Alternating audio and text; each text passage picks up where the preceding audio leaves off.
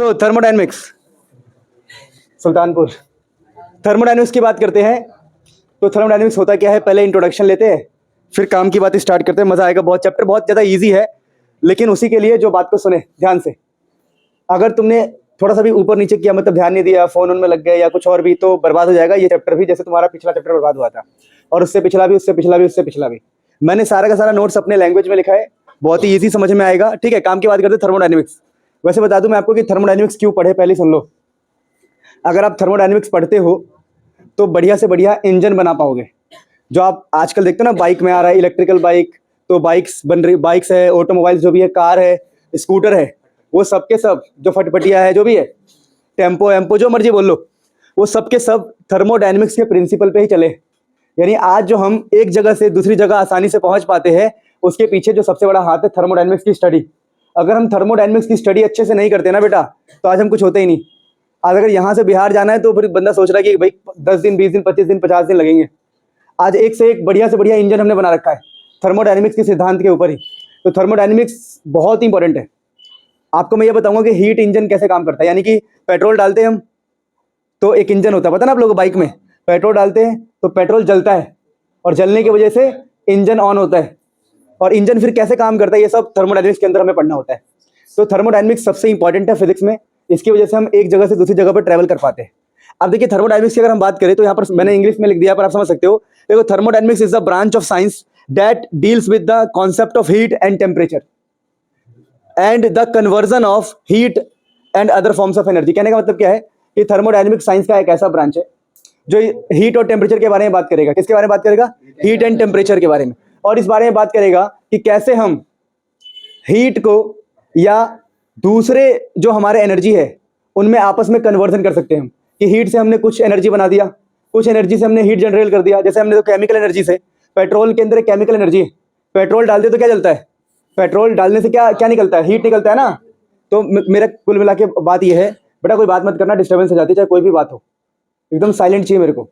कहने का मतलब ये, देखो काम की बात यह है, मैं समझाता हूँ। देखो, थर्मोडायनेमिक्स बेसिकली एक फॉर्म ऑफ एनर्जी से, क्या बोला मैंने, एक फॉर्म ऑफ एनर्जी से दूसरे फॉर्म ऑफ एनर्जी में कैसे कन्वर्ट करेंगे, इसके बारे में भी डील करता है। तो जैसे मैंने कहा कि मेरे पास, सुनो, मेरे पास मेरे पास हीट एनर्जी है, समझते रहना। अब थर्मोडायनेमिक्स कहता है कि आप इस हीट एनर्जी का कैसे इस्तेमाल करोगे, कैसे क्या करोगे कि आपको वर्क मिल जाए। क्या मिल जाए आपको? वर्क। मैं समझा रहा हूं, देखो। तो वर्क एक प्रकार से ना मैकेनिकल एनर्जी होता है, मैकेनिकल वर्क। कहने का मतलब क्या है कि आपने कहीं पर हीट पैदा किया, और हीट से कैसे आप मैकेनिकल वर्क निकाल सकते हो, ये सबसे बड़ी बात यही है थर्मोडायनेमिक्स की, कि हीट से हमें वर्क निकालना है। फॉर एग्जांपल हम करते क्या है, देखो, हम एक बाइक के अंदर पेट्रोल भरवाते हैं, अब वो पेट्रोल जलता है, हीट पैदा होता है, उस हीट से वर्क मिलता है, टायर घूमता है। तो थर्मोडायनेमिक्स का मेन यही रोल है कि आपको बताए कि कैसे आप हीट एनर्जी को वर्क में कन्वर्ट कर सकते हो। यानी कि एनर्जी के कन्वर्जन में भी किसका हाथ होता है? थर्मोडायनेमिक्स का। यानी हीट से डील करेगा, टेम्परेचर से डील करेगा, और एनर्जी का कन्वर्जन कैसे हो रहा है इससे डील करेगा हमारा थर्मोडायनेमिक्स। तो दोबारा एक बार और थोड़ा सा और एक बार पढ़ लेते हैं कि thermodynamics is the branch of science that deals with the concept of heat and temperature and the inter conversion of heat and other forms of energy. कैसे आप हीट से मैकेनिकल वर्क निकालोगे, या कैसे हीट से काइनेटिक एनर्जी बनाओगे, कैसे heat से पोटेंशियल बनाओगे। बनाना मतलब कन्वर्ट करना। कैसे हीट से आप काइनेटिक एनर्जी में कन्वर्ट कर रहे हो, कैसे हीट को पोटेंशियल में कन्वर्ट कर रहे हो, कैसे हीट्स को वर्क एनर्जी में कन्वर्ट कर रहे हो। तो अलग अलग बातों से डील करेगा हमारा थर्मोडायनेमिक्स। अब जैसे इसकी बात करें मेनली, ये मैंने अपने शब्दों में लिखा है, it mainly deals with the transformation of heat into mechanical work and vice versa. कहने का मतलब क्या है? ये मेनली डील करता है कि कैसे हम हीट से वर्क ले और वर्क से हीट। नहीं समझे मेरी बात को? देखो, हीट से वर्क मैंने आपको समझा दिया। हीट से वर्क कैसे समझाया मैंने आपको? पेट्रोल डाला, पेट्रोल जला और टायर घुमा, तो हीट से क्या मिल गया? वर्क। अब वर्क से हीट का एग्जांपल क्या होगा? गर्म हो गया, तो अभी हमने क्या किया? वर्क। क्या जनरेट हुआ? तो थर्मोडायनेमिक्स मेनली इन्हीं दो बात से डील करता है कि कैसे हीट से वर्क पैदा करोगे, कैसे वर्क से हीट पैदा करोगे। थर्मोडायनेमिक्स इसी दो बात से मेनली वर्क करता है, बाकी सब तो बकवास है। हीट से वर्क, वर्क से, इसलिए लिखा है यहाँ पर वाइस वर्सा। वाइस वर्सा का मतलब क्या होता है? उसका उल्टा। ये देखो, transformation of heat into mechanical work, फिर उल्टा मतलब मैकेनिकल वर्क से हीट। तो मैकेनिकल वर्क है, हीट पैदा हो गया। This is all about introduction of this chapter. ठीक है, इंट्रोडक्शन इतना खास नहीं था क्योंकि डिस्टर्बेंस आ गई थी, फिर भी अब चैप्टर में बहुत मजा आने वाला है। तो ये तो समझ गए होंगे आप तो आगे काम की बात करते हैं। देखो अगर आगे हम स्लाइड पे बढ़े ना, तो अगली स्लाइड में ना आपको कुछ टर्म्स को सीखना पड़ेगा। बेटा बिल्कुल भी आवाज नहीं, बिल्कुल भी देखो सुनते रहना बस। अगर हम टर्म्स की बात करें ना इस चैप्टर के अंदर, तो इस चैप्टर में कुछ टर्म्स को सीखते हैं। अगर इन टर्म्स को हमने सीख लिया मजा आ जाएगा हमें, क्योंकि इसके बिना तो कुछ होना ही नहीं। अब आपको केमिस्ट्री क्लास 11 का चैप्टर 6 याद आने लग जाएगा। देखो पहला टर्म है थर्मोडायनेमिक सिस्टम। सिस्टम क्या होता है? तो हम कहते हैं भैया देखो, जैसे मैं एक सिस्टम हूँ, I am the collection of large number of particles. मेरे अंदर लाखों करोड़ों नंबर ऑफ पार्टिकल्स हैं, उन सबसे मिलकर जो बना है मैं सिस्टम हूँ। क्या हूँ? और आप मेरे को देख रहे हो, आप मेरी स्टडी कर रहे हो, इसलिए मैं सिस्टम। तो सिस्टम क्या होता है? देखो पढ़ लो, असेंबली। क्या लिखा है?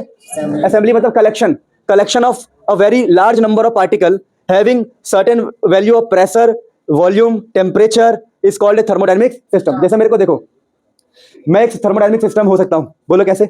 मेरी बॉडी, मेरा कुछ वॉल्यूम है, मेरा कुछ मास भी है, मेरा कुछ टेम्परेचर है, मेरा कुछ ब्लड प्रेशर है ना? तो एक लार्ज नंबर ऑफ पार्टिकल से बनी हुई चीज जिसका कुछ वॉल्यूम हो, कुछ प्रेशर हो, कुछ टेम्परेचर हो, उसको हम थर्मोडायनेमिक सिस्टम कहते हैं। क्या बात समझ में आ गया? तो ये बेसिक टर्म्स है, ये सब समझना पड़ेगा हमें। ठीक है, बात समझ पा रहे ना? तो टर्म्स में पहला पॉइंट हमारा खत्म हो गया। दूसरा पॉइंट हमारा क्या बेटा? सराउंडिंग। तो कहते हैं भैया देखो, अगर आपने बोला देखो मेरी बॉडी को देखो, अगर मैं हूं सिस्टम, तो मेरे आसपास जो भी चीजें वो सराउंडिंग है। देखो दो चीजें होती है पूरे यूनिवर्स में, एक सिस्टम, एक सराउंडिंग, और उन दोनों से मिलकर क्या बनता है? यूनिवर्स। तो अगर मैं सिस्टम हूं, तो मेरे आसपास जो भी चीजें आपको दिखाई दे रही है वो सब होगी सराउंडिंग। क्या होगी? यानी मेरे अलावा जो पीछे बोर्ड है वो भी सराउंडिंग, मेरे अलावा जो हवाएं चल रही है वो भी सराउंडिंग, मेरे अलावा कुछ भी है यहाँ पर सब सराउंडिंग। आप भी मेरे सराउंडिंग ही हो, तो मैं सिस्टम, मेरे अलावा सब क्या हो जाएगा? सराउंडिंग। तो क्या लिखा है? Everything outside the system which can have a direct effect on the system is called surrounding. नहीं समझे? कह रहे भैया कुछ भी हो, मैं सिस्टम हूं, मेरे आसपास की सारी चीजें सराउंडिंग होगी, और क्या आपका डायरेक्ट इफेक्ट मुझ पर हो सकता है? हाँ। लो इस बच्चे ने मेरे को, भाई मेरे बच्चे ने मेरे को कुछ बोला, या इस बच्चे ने मेरे ऊपर आग फेंक दिया या पानी फेंक दिया, मुझ पर इफेक्ट पड़ा नहीं पड़ा? तो हमेशा ध्यान रखना सराउंडिंग का इफेक्ट सिस्टम पे होता है। तो ये लिखा है मैंने, देखो everything outside the system which can have a direct effect on the system is called surrounding. System के बाहरी चीज जो सिस्टम को अफेक्ट कर सकती है वो सराउंडिंग कहलाती है। कहीं ना कहीं ये केमिस्ट्री जैसा है, थोड़ा सा अलग हो जाता है बातों बातों में, लेकिन बात एक ही है। तो प्लीज नोट इट डाउन, फिर हम आगे बढ़ेंगे। चलिए अगला टॉपिक हम बढ़ते हैं। सिस्टम और सराउंडिंग के बाद ना अपना टॉपिक अगला ये होता है, देखिए थर्मोडायनेमिक्स। थर्ड टॉपिक, मतलब हम कह रहे हैं टर्म सीख रहे हैं, टर्म्स। हमने कहा बेटा अगर इसके बिना हम चैप्टर में बढ़े तो हमसे काम ही नहीं होगा। ऐसे वर्ड यूज होंगे सिस्टम, फिर वर्ड यूज होगा सराउंडिंग, पता ही नहीं होगा, दिक्कत हो जाएगी। फिर अगला एक टॉपिक बड़ा यूज होगा थर्मोडायनेमिक्स वेरिएबल। तो ये क्या होता है? देखिए वेरिएबल वर्ड से आप क्या समझते हैं बताओ ईमानदारी से? वेरिएबल जो चेंज होता रहे, पता ना आप लोगों को, जो चेंज होता रहे। जैसे बताओ अगर मैं सिस्टम हूं, तो मेरे बारे में पढ़ने के लिए क्या पता होना चाहिए कि अगर मान लो मैं मरीज हूं तो मेरा ब्लड प्रेशर कितना है, मेरी हाइट कितना है, मेरा वेट कितना है, हार्ट बीट क्या चल रहा है अभी, है ना? तो इस सारी चीजों को देखा जाएगा। तो थर्मोडायनेमिक्स वेरिएबल क्या है? तो थर्मोडायनेमिक सिस्टम की स्टडी करने के लिए जिन चीजों का मेजरमेंट इंपॉर्टेंट है, जिन चीजों के बारे में जानना इंपॉर्टेंट है, उसको बोलते हैं हम थर्मोडायनेमिक्स वेरिएबल, जो बदलता रहे। जैसे मेरा हार्ट बीट बदलता रहेगा, मेरा ब्लड प्रेशर भी बदल सकता है, तो इन्हीं की मदद से मेरी स्टडी की जा सकती है ना। तो समझ जाओ वही है ये। तो थर्मोडायनेमिक्स वेरिएबल क्या होता है? The quantities like pressure, volume, temperature which help us to study the behavior of a thermodynamic system are called thermodynamics variable। तो प्रेशर, टेम्परेचर, वॉल्यूम ये सब क्या होते हैं? थर्मोडायनेमिक्स वेरिएबल, क्योंकि उसी की हेल्प से हम एक सिस्टम की स्टडी कर सकते हैं। समझे मेरी बात को? समझे नहीं समझे? जैसे मैंने कहा कि यहाँ पर एक गैस सिलेंडर है, एक गैस सिलेंडर है, थर्मोडायनेमिक सिस्टम है। अब बताओ मुझे ये पता लगाना है कि ये जो सिलेंडर है वो फटेगा कि नहीं फटेगा। तो पहले लोग क्या करते हैं? उसको छू के देखते हैं, अरे ठंडा है नहीं फट सकता। पता लग रहा है कि भाई गर्म हो रखा है या वाइब्रेट कर रहा है, तो भाई फट सकता है, प्रेशर बढ़ जाएगा। तो चीजों को टेम्परेचर से, प्रेशर से, वॉल्यूम से ही पता लगाते हैं हम। जैसे गुब्बारा है, आप उसको फुला रहे हो, आपको कैसे पता लगता है कि वो फट जाएगा? जब आप देखते हो उसका वॉल्यूम ज्यादा हो गया। तो यही बोल रहा हूं मैं कि किसी भी सिस्टम के बिहेवियर को पढ़ने के लिए आपको टेम्परेचर, प्रेशर, वॉल्यूम का ध्यान रखना पड़ता है। और भी चीजें हो सकती है कि नंबर ऑफ उसमें मोल्स कितने हैं, अमाउंट कितना है, ये सब, पर बेसिक बातें हम कर रहे हैं। फिर अगला हमें चौथा पॉइंट जो हमें पढ़ना है इस चैप्टर के अंदर, इक्वेशन ऑफ स्टेट। अब देखिए मैं आपसे कहता हूं कि मान लीजिए मैं बहुत बेसिक बातें करता हूं। मैंने कहा एक सिलेंडर है, गैस सिलेंडर जो घर में चूल्हा होता है, उसके अंदर गैस भरा हुआ है। क्या भरा हुआ है? अब तुमने क्या किया? तुमने नीचे से ना लाइटर लगा दिया या बहुत तेज आग लगा दिया। क्या लगा दिया? तो बताओ अगर तुम नीचे से आग लगा दो गैस सिलेंडर के अंदर जिसमें गैस भरा हुआ है, तो कुछ टाइम बाद क्या आपको ये फील होगा कि अंदर के गैस मॉलिक्यूल ऐसे देखो, अगर हीट करोगे ना, हीट, तो गैस मॉलिक्यूल्स को एनर्जी मिलेगी, तो अंदर का जो गैस होगा भागेगा ऐसे तेज, तो उसका प्रेशर बढ़ेगा सिलेंडर का, और हीट बढ़ेगा और प्रेशर, और हीट बढ़ेगा और प्रेशर, और हीट बढ़ेगा और प्रेशर, और एक टाइम ऐसा आएगा कि सिलेंडर ही फट जाएगा। पता ना आप लोगों को? सिलेंडर फटने के पीछे आग लगना नहीं होता। सिलेंडर पीछे के फटने रीजन ये होता है कि जब हम आग लगाते हैं ना, तो अंदर की गैस का एनर्जी बढ़ जाता है, अंदर के गैस का प्रेशर बढ़ जाता है, और प्रेशर बढ़ने के कारण सिलेंडर फट जाता है। और फटने के कारण क्या होगा, जो गैस है बाहर आ जाएगा और फिर उसी गैस में आग पकड़ लेगा तो पूरे घर में, और जब वो फटेगा तो उसके धमाके से जो टुकड़े निकलेंगे वो चुभ जाएंगे, लग जाएगा, दीवार टूट जाएगा। समझे मेरी बात को? तो मैं आपको ये समझा रहा हूँ, आप बेसिकली ये बात को समझिए कि क्या टेम्परेचर की वजह से प्रेशर में बदलाव आया? अरे आया कि नहीं आया? क्या वॉल्यूम में बदलाव आया? हाँ भाई, गैस फैलने लग गया। यानी हम ऐसा चाहते हैं, एक ऐसी हम मैथमेटिकल इक्वेशन बनाए, हम ऐसी मैथमेटिक्स बनाए जो हमें बताए कि प्रेशर के चेंज होने से क्या होगा, टेम्परेचर के चेंज होने से क्या होगा, वॉल्यूम के चेंज होने से क्या होगा। जैसे हमने लिखा PV इक्वल टू NRT, पढ़ा आप लोगों ने? ये आप लोगों ने पढ़ा होगा, इसे बोलते हैं आइडियल गैस इक्वेशन। देखिए ये कहता है कि टेम्परेचर बढ़ने से प्रेशर बढ़ेगा। कैसे हो रहा है? यानी ऐसा इक्वेशन जो थर्मोडायनेमिक्स वेरिएबल्स को जोड़ दे और हमें बोले, मतलब इसमें कोई डेफिनेशन लिखी है क्या? मैथमेटिक्स का मतलब क्या होता है कि मैं लिखूंगा नहीं, मैं बोलूंगा नहीं, तुम खुद समझ जाओ, ये तो होता है इसका मतलब। तो देखो कोई समझ जाएगा, टेम्परेचर जो प्रेशर पे डिपेंड करता है, यानी प्रेशर बढ़ेगा तो टेम्परेचर, टेम्परेचर बढ़ेगा तो प्रेशर। तो यही है, तो इक्वेशन ऑफ स्टेट कहते हैं इसको। तो इक्वेशन ऑफ स्टेट क्या होता है? The mathematical relation between the pressure, volume and temperature of a thermodynamic system. समझ में आ गया? एक थर्मोडायनेमिक सिस्टम का मैथमेटिकल रिलेशन प्रेशर, वॉल्यूम और टेम्परेचर में। बात समझ में आया कि नहीं आया? तो इसको अगर हम इसको थोड़ा सा देखें तो उसी को इक्वेशन ऑफ स्टेट कहते हैं। और एग्जांपल क्या है इसका? एग्जांपल देखो, equation state for n moles of an ideal gas. एक आइडियल गैस के लिए इक्वेशन ऑफ स्टेट क्या होता है? PV equal to NRT। समझे मेरी बात को? आप लोगों ने पढ़ा है ना? तो टेम्परेचर बढ़ने से प्रेशर बढ़ेगा, ये वो सब कुछ है यहाँ पे। तो फटाफट आप नोट करो, फिर आगे बढ़ते हैं। चीजों को समझ समझ के लिखना है बेटा। दिवेश क्या?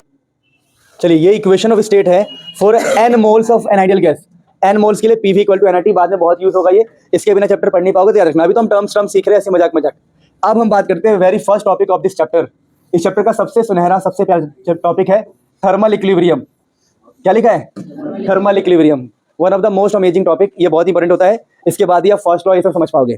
देखिए यहाँ पर लिखा है इक्विलिब्रियम। पहली बात तो आपको ये समझना पड़ेगा कि इक्विलिब्रियम का मतलब क्या होता है। देखिए इक्विलिब्रियम का मतलब ऐसी चीज जो आपको बिल्कुल स्थिर नजर आए, मतलब बिल्कुल ऐसा, जैसे मैंने कहा देखो मैं अभी इक्विलिब्रियम पे हूँ क्योंकि मेरे अंदर का कोई बदलाव नजर नहीं आ रहा। अगर कभी भी बदलाव नजर ना आए तो उसको हम इक्विलिब्रियम कहते हैं। क्या कहते हैं? जैसे मेरे 2 बाल टूट गए, मेरे 2 बाल टूट गए और जस्ट उसी सेकंड 2 बाल उग गए, 2 टूट गए, 2 उग गए, तो कभी पता नहीं चलेगा कि भाई क्या बदलाव आ रहा है। तो मैं बोलूंगा मेरे जो बाल का सिस्टम है वो इक्विलिब्रियम में। तो यहाँ पर लिखा है थर्मल। अब थर्मल वर्ड का मतलब आप समझ रहे हैं कि थर्मल की बात चल रही है, मतलब हीट वीट की बातें चल रही है, टेम्परेचर की बातें चलेगी और हीट की बातें चलेगी, ऐसी कुछ बातें चलेगी। तो कुल मिला के हम टेम्परेचर की बातें करते हैं, थर्मल से हमें टेम्परेचर समझ में आता है। तो देखिए थर्मल इक्विलिब्रियम का मतलब क्या हो गया?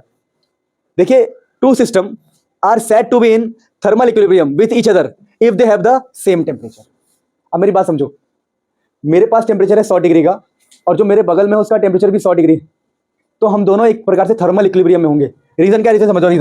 रीजन ये है, देखिए समझिए, अगर ये बॉडी 100 डिग्री सेल्सियस पे है और उससे जुड़ा हुआ बॉडी जो भी है ये 100 डिग्री सेल्सियस पे है, तो देखिए समझिए इस बात को समझना, हीट का फ्लो पॉसिबल नहीं।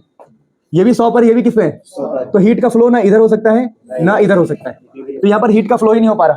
तो हम कहेंगे भाई कि दोनों बॉडी ना थर्मल इक्विलिब्रियम में। कुल मिला के जब भी सेम टेम्परेचर हो दो बॉडी का उसको हम थर्मल इक्विलिब्रियम कहते हैं। Two system having same temperature called, कि वो थर्मल इक्विलिब्रियम में होंगे। बात समझ में आ रहा है? अगर यहाँ पर डिफरेंट टेम्परेचर होता है बाई चांस, मान लीजिए मैं ऐसे कहता हूँ, क्योंकि अभी देखो मैंने ना यहाँ पर कोई इंसुलेटर नहीं लगाया। क्या लगाया? कोई इंसुलेटर नहीं है यहाँ पर, रोकने के लिए कोई नहीं है, हीट को रोकने के लिए कोई नहीं है। पर यहाँ पर अगर 100 डिग्री होता और यहाँ 10 डिग्री होता तो क्या होता? सोचो, हीट इधर भागता ना, तो हम कहते भाई यहाँ तो भाग रहा है, तो किस बात का इक्विलिब्रियम? भागता हुआ दिखाई दे रहा है ना। लेकिन अगर इधर भी 100 है और इधर भी 100 है, कुछ भी भागता हुआ दिखाई, बिल्कुल रुका हुआ तो दिखाई देगा, तो हम कहेंगे भैया ये इक्विलिब्रियम है। क्या ये? पर कौन सा इक्विलिब्रियम है? Thermal equilibrium. क्या हम अगर हम यहाँ पे इंसुलेटर नहीं लगा रखे तब की बात कर रहा हूँ मैं। चलो इसे नोट कर लो, फिर आगे बढ़ेंगे। बेटा पॉज कर दो ऊपर वाला दबा के। देखिए आप कुछ टर्म्स को समझते हैं। टर्म्स क्या है समझना, छोटी छोटी बातें हैं।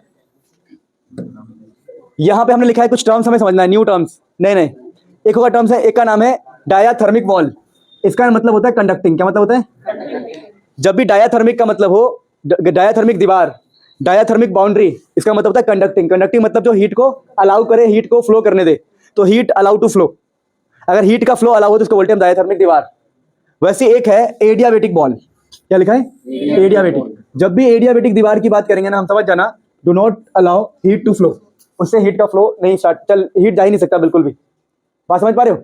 जैसा मैंने कहा यहाँ पर एक ऐसी दीवार है कि इधर अगर 1 लाख डिग्री है तब भी गर्मी वहां नहीं पहुंच सकती। मैंने यहाँ एक दीवार बनाया, मैंने कहा यहाँ 1 लाख डिग्री टेम्परेचर है तब भी यहाँ की गर्मी उधर से नहीं पहुंच सकती। इसका मतलब जो दीवार है वो कैसा है? वो एडियाबेटिक। 2 तरह की दीवारें हैं, एक है डायाथर्मिक, एक है एडियाबेटिक। अब देखो मैं तुम्हें सब क्यों पढ़ा रहा हूँ, क्योंकि टीचर ये मानते हैं कि बच्चों को पता ही होगा एडियाबेटिक क्या होता है, डायथर्मिक क्या होता है, पर डायथर्मिक कहीं आ जाना तो हिल जाओगे, बोले क्या है डायथर्मिक, याद ही नहीं आ रहा है। तो थोड़ी थोड़ी बातें हैं, लिख लेते हैं। अब यहाँ पर एक कंडीशन क्या, देखो कंडीशन ये है, समझिए। अगर मैंने कहा कि यहाँ का टेम्परेचर T1 है और यहाँ का टेम्परेचर है T2, और मैंने कहा कि यार इनके बीच में जो दीवार है ना, वो दीवार है डायथर्मिक। क्या है डायथर्मिक का मतलब? क्या है बताओ? डायथर्मिक का मतलब है कि हीट का फ्लो हो सकता है। आप खुद लॉजिकली सोचो, अगर इस कमरे में एक दीवार खड़ी कर दूं और बोलूं यहाँ का टेम्परेचर 100 है, तो यहाँ का कितना होगा? 100 ही होगा ना। अगर दीवार कैसा है? डायथर्मिक। नहीं समझे मेरी बात को? अगर डायथर्मिक दीवार है तो यहाँ का टेम्परेचर अगर 100 है और यहाँ का मान लो 10 है, कितना है? तो यहाँ से हीट फ्लो होगा, और इसको अगर ये 100 था तो इसको भी ट्राई करेगा कि भाई हम दोनों बराबर हो जाए, हम दोनों क्या हो जाए? यानी कि अगर डायथर्मिक दीवार है तो दोनों का टेम्परेचर क्या होगा? सेम। बेस्ट एग्जांपल क्या है? चाय की गिलास। चाय की गिलास होती है घर के अंदर, चाय का कप होता है 100 डिग्री पे मान लो, और रूम कितने डिग्री पर होता है? 25 पे। तो कुछ टाइम बाद क्या देखोगे, दोनों क्या हो जाते हैं? बराबर। तो ठंडा होकर बराबर हो रहा है भले ही, और दोनों क्या हो जाएंगे? बराबर। क्योंकि अगर टेम्परेचर का डिफरेंस होगा तो हीट का फ्लो होगा। हीट का क्या होगा? समझे? अगर हम कहते हैं कि दो बॉडी साथ में कनेक्टेड है, इसका मतलब पक्का उन दोनों का टेम्परेचर क्या है? सेम। तो इसका टेम्परेचर क्या होगा? सेम। तो temperature of 1 is equal to temperature of 2, क्योंकि बीच में कौन है? डायथर्मिक। क्योंकि हीट का फ्लो हुआ होगा और दोनों का टेम्परेचर क्या हो गया होगा? सेम हो गया होगा। ठीक है। अगर इसका 100 है और इसका 10 है, तो मान लो ऐसा हुआ हो कि इसका भी 30 हो गया, इसका भी क्या हो गया हो? मान लो इसका 150 था, इसका 500 था, दोनों का मिलकर 200 बन गया हो।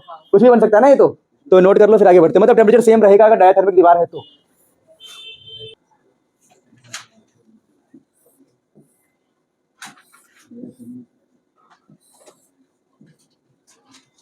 चलो ऑन करो, कर दिया ऑन। देखो अब बात ये है ना, पहले हम ये पढ़ रहे थे कि दो सिस्टम इक्विलिब्रियम पे, कि एक सिस्टम ये है, एक सिस्टम ये है, और दोनों के बीच का टेम्परेचर क्या है? मतलब दोनों का टेम्परेचर सेम है। इसका 100 है तो इसका भी 100 है, तो हीट का फ्लो नहीं होगा। तो हमने बोला कि भाई दोनों सिस्टम थर्मोडायनेमिक्स इक्विलिब्रियम में या थर्मल इक्विलिब्रियम में, ये वाला दोनों का टेम्परेचर सेम है, तो हमने कहा भैया थर्मल इक्विलिब्रियम है। लेकिन अब दिक्कत ये है कि मैं एक सिस्टम हूँ, मैं अकेला हूँ, अब मैं कैसे इक्विलिब्रियम में हूँ? तो ये समझने वाली बात है। मेरा इक्विलिब्रियम तब माना जाएगा जब मेरे अंदर की चीजें में बदलाव नहीं आएगा। समझे मेरी बात को? जैसे मैंने कहा कि मान लो मतलब जैसे मेरी हाइट बढ़ गई या फिर कुछ ब्लड प्रेशर बढ़ गया अंदर से, तो मैं कहूँगा मैं इक्विलिब्रियम में नहीं हूँ। यानी एक सिस्टम के लिए इक्विलिब्रियम कैसे डिसाइड करें? दो के लिए तो बड़ा आसान है कि भाई तेरा टेम्परेचर 100 है, तेरा 100 है, और तू दोनों इक्विलिब्रियम में, तो दोनों किसके अंदर है? तो दो के लिए तो बड़ा आसान हो गया। बात समझ पा रहे हो? दो के लिए तो बड़ा आसान हो गया, पर एक के लिए कैसे डिसाइड करेंगे? देखो, तो a system is said to be in the state of thermodynamics equilibrium if the macroscopic variable describing the thermodynamics state of the system do not changes with temperature। कहने का मतलब क्या है? अगर मैक्रोस्कोपिक का मतलब क्या होगा? प्रेशर। अगर उस बॉडी का प्रेशर चेंज ना हो, उस बॉडी का वॉल्यूम चेंज ना हो, उस वॉल्यूम का टेम्परेचर चेंज ना हो, उस बॉडी का मास चेंज ना हो, या कुछ भी चेंज ना हो उस बॉडी का, तो हम कहेंगे वो बॉडी अब किसमें है? इक्विलिब्रियम। दो के लिए कैसे बातें करते हैं हम? टेम्परेचर से। और किसी एक बंदे के लिए बात करनी है तो क्या क्या देख लिया हमने? उसका प्रेशर, वॉल्यूम, टेम्परेचर, मास सब देख लिया। तो क्या लिखा है? Equilibrium of one system, thermodynamics equilibrium. कब होगा? जब ये सब चीजें चेंज ना हो। नोट कर लो। कर दिया? ऑन हो गया? देखो एक साइंटिस्ट है, अब यहां से मजा आएगा। फॉलर नाम था इनका, फॉलोवर मत समझना, ठीक है? तो इनका नाम था फॉलर। 1931 में 1931 में फर्स्ट एंड सेकेंड लॉ ढूंढने के बाद, अब दिक्कत क्या हुई कि फर्स्ट लॉ ढूंढ चुका था, सेकंड लॉ ढूंढ चुका था, फिर उन्होंने एक लॉ ढूंढ दिया। अब फर्स्ट आ चुका है, सेकंड आ चुका है, तो क्या करे? तो नाम रख दिया जीरोथ लॉ। Zero law. क्या नाम रखा? Zero law. अब हमें यही बात समझना है कि जब उससे पहला लॉ आ चुका था थर्मोडायनेमिक्स का, सेकंड लॉ भी आ चुका था, अब तो मजा आएगा चैप्टर में। अभी तो बेसिक ऐसी मेरे को खुद पकाऊ लग रहा था, वो वेरिएबल, इक्विलिब्रियम, ये अब मजा आएगा। तो फर्स्ट लॉ ढूंढ चुके थे, सेकंड लॉ ढूंढ चुके थे, अब इसका नाम थर्ड लॉ रखना था, पर दिक्कत स्टार्ट हो गई। थर्ड लॉ नाम क्यों रखा गया वो समझाऊंगा मैं आपको। अब बात करते हैं कि भाई जीरोथ लॉ है क्या, वो समझते हैं। तो फॉलर साहब ने जीरोथ लॉ के बारे में क्या बोला? आप हंसोगे, सच में हंसोगे, इतनी आसान बात बोली। बोला देखो, ऐसी बातें बोली उन्होंने कहा कि मान लो एक ए बॉडी है और एक सी बॉडी है। क्या है? ए बॉडी और सी बॉडी है, और मान लो, समझो मेरी बात को, ये दोनों इक्विलिब्रियम में, थर्मल इक्विलिब्रियम में, और सी से हमने किसी और को चिपका दिया, बी को, और बॉल कैसी है? डायाथर्मिक मतलब हीट का ट्रांसफर हो सकता है, हीट का ट्रांसफर। तो मान लो ए और सी कांटेक्ट में है तो पक्का हीट का ट्रांसफर हुआ होगा और दोनों किस में आ गए होंगे, इक्विलिब्रियम में। अब उसी सी से हमने बी को भी जोड़ दिया, उसी से हमने, तो क्या बी भी इक्विलिब्रियम में आ गया होगा, क्योंकि यहां पर भी दीवार कैसी है, डायाथर्मिक। ये जीरोथ लॉ। हाँ, कि अगर दो बॉडी इक्विलिब्रियम में है, क्या बोला, दो बॉडी इक्विलिब्रियम में है और तीसरे को ले आए तो वो भी इक्विलिब्रियम में आ जाएगा। पढ़ लो, देख लो। It states that if two system A and B are separately in the thermal equilibrium, अगर ए और बी, मान लो, चलो ए और बी को ले लेते हैं, ए और बी जो है सेपरेटली किसमें है, थर्मल इक्विलिब्रियम में। तो with the third body C then A and B are, अच्छा यहाँ पर ऐसे लिखा इंस्टीट्यूट ए एंड बी है, ए और सी लिखना है यहाँ पे, ठीक है। ये मैंने सी लिखना था, मैंने बी लिख दिया, यहाँ पे सी आएगा, ठीक है बेटा। आप पढ़ो। It states that if two system A and C are separately in thermal equilibrium with the third system, B होना चाहिए यहाँ पे ना, यहाँ बी आएगा, कोई बात नहीं, दोबारा पढ़ते हैं। If it states that if two system A and C are separately in thermal equilibrium a third body B, A और सी जो है, देन क्या होगा बताओ, हमारे सारे के सारे, मैंने गड़बड़ लिख दिया क्या, इसको मैं ठीक करता हूँ, एक बार नोट करना। सही तो है वैसे, पहले ठीक था भाई। देखो ये कहने का मतलब क्या है, मैं समझा रहा हूँ, देखो मैं अपनी भाषा में समझा रहा हूँ कि अगर ए अगर सी के साथ इक्विलिब्रियम में है, क्या बोल रहा हूँ मैं, ए अगर सी के साथ इक्विलिब्रियम में है और यहाँ पर कोई बी है, बी, और ये बी भी सी के साथ इक्विलिब्रियम में है, तो ए और बी भी आपस में क्या होंगे, इक्विलिब्रियम में। तो वही लिखा है, देखो ठीक से पढ़ो कि it states that if two system A and B are separately in thermal equilibrium with C, कि ए भी सी के साथ है, बी भी सी के साथ है, इसका मतलब ए एंड बी भी क्या होंगे, इक्विलिब्रियम में होंगे, थर्मल इक्विलिब्रियम में होंगे। तो यहाँ पर क्या लिखा है, ए का सी के साथ थर्मल इक्विलिब्रियम है, फिर बी का सी के साथ थर्मल इक्विलिब्रियम है, इसका मतलब ए का बी के साथ होगा। दोबारा समझो, ए का सी के साथ, बी का सी के साथ, मतलब ए का बी के साथ होगा। तो यहाँ लिखा है ए का सी के साथ ए सी, फिर बी का सी के साथ बी सी, फिर ए का बी के साथ होगा। समझ में आ गया पक्का। तो ये जीरोथ लॉ ऑफ थर्मोडायनेमिक्स, क्या है, मेरी बात सुनो। अब बात सुनो, इंपॉर्टेंट है। देखो जीरोथ लॉ है किस लिए, क्या पता लगा आपको, नहीं, आप बता रहा हूं क्यों है zeroth law. Zeroth law temperature को डिफाइन करने के लिए बना था। लोगों को पता था कि टेम्परेचर कुछ होता है, पर डिफाइन करना ही नहीं आता था पहले, मतलब टेम्परेचर की डेफिनेशन तब तक बनी ही नहीं थी। लोग कहते थे कि अच्छा ज़्यादा है, ज़्यादा गर्म है, कम गर्म है, हाई टेम्परेचर, लो टेम्परेचर, लोग कहते थे, पर डिफाइन नहीं किया था, डेफिनेशन लिखी नहीं गई थी। बात समझ पा रहे हो। जैसे हमें पता है कि प्यार होता है, लव, पर आज तक डिफाइन नहीं हुआ ना, वैसे ही सेम, मजाक नहीं, जो टेम्परेचर है उसको डिफाइन किया ही नहीं था। तो जब जीरोथ लॉ आया तो उन्होंने बोला भैया थर्मल इक्विलिब्रियम क्यों है, क्योंकि सबका टेम्परेचर क्या है, सेम। थर्मल इक्विलिब्रियम क्यों है, क्योंकि भाई हीट यहाँ से यहाँ फ्लो हुआ होगा, हीट वहां से वहां फ्लो हुआ होगा, और सबका टेम्परेचर सेम हो गया होगा। हाई टेम्परेचर से लो टेम्परेचर की तरफ हीट का फ्लो हुआ होगा, और फिर सबका टेम्परेचर क्या हो गया होगा, सेम, इसीलिए इक्विलिब्रियम है। तो उन्होंने क्या बोला समझो, कि zeroth law discussed about flow of heat energy, flow of heat energy and gives, या गेव, जो भी है, गिव्स होगा, नहीं, gave a concept of temperature. तो जीरोथ लॉ ने क्या दिया था, कॉन्सेप्ट ऑफ, जहां उन्होंने क्या कहा, उन्होंने कहा कि temperature is a physical quantity which decides the direction of flow of heat when two bodies are in contact. यानी कि जीरोथ लॉ का सबसे बड़ा मकसद क्या था, उसको ये बताना था टेम्परेचर क्या है।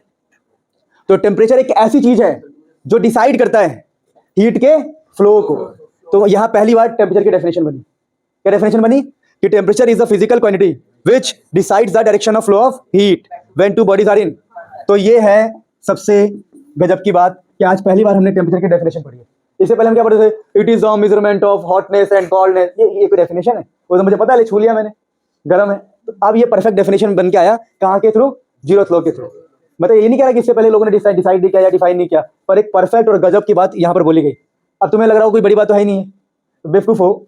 उस टाइम पर जब लोगों को कोई मतलब ही नहीं था दुनिया से, उठ रहे हैं, खा रहे हैं, चाकू मार के सो गए, नहीं समझ मेरी बात को, पहले यही तो था। उस टाइम पर एक बंदा सोच रहा है कि टेम्परेचर का डेफिनेशन कैसे लिखो, तो ये सच में उस टाइम के लिए बड़ी बात है, अभी तुम्हें आसान लग रहा होगा।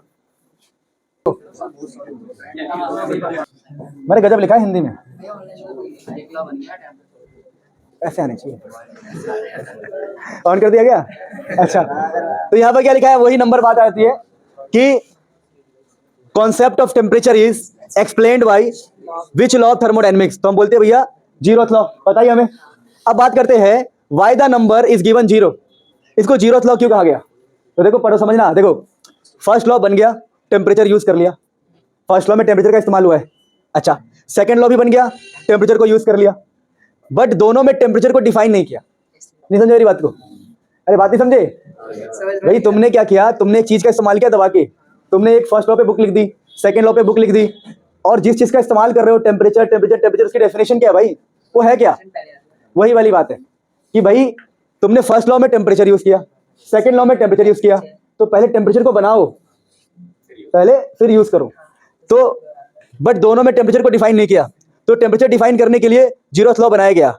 अब नेम थर्ड लॉ रखा तो लोग हंसने लगे कि भाई फर्स्ट में सेकंड में यूज किया, डिफाइन करना है ना? समझ मेरी बात को? ऐसा है, मैं ऐसा बता रहा हूँ कि जो साइंटिस्ट थे ना फॉलर, उन्होंने बोला मैं इसका नाम रखूंगा थर्ड लॉ। तो लोग ना बहुत हंसने लग गए थे। हकीकत में लोग ये कहने लग गए भाई तुम पागल हो क्या, तुम फर्स्ट में यूज कर रहे हो टेम्परेचर, सेकंड में यूज कर रहे हो टेम्परेचर, है ना? फर्स्ट में यूज कर रहे हो, सेकंड में यूज कर रहे हो, लेकिन आप उसको डिफाइन नहीं कर रहे हो।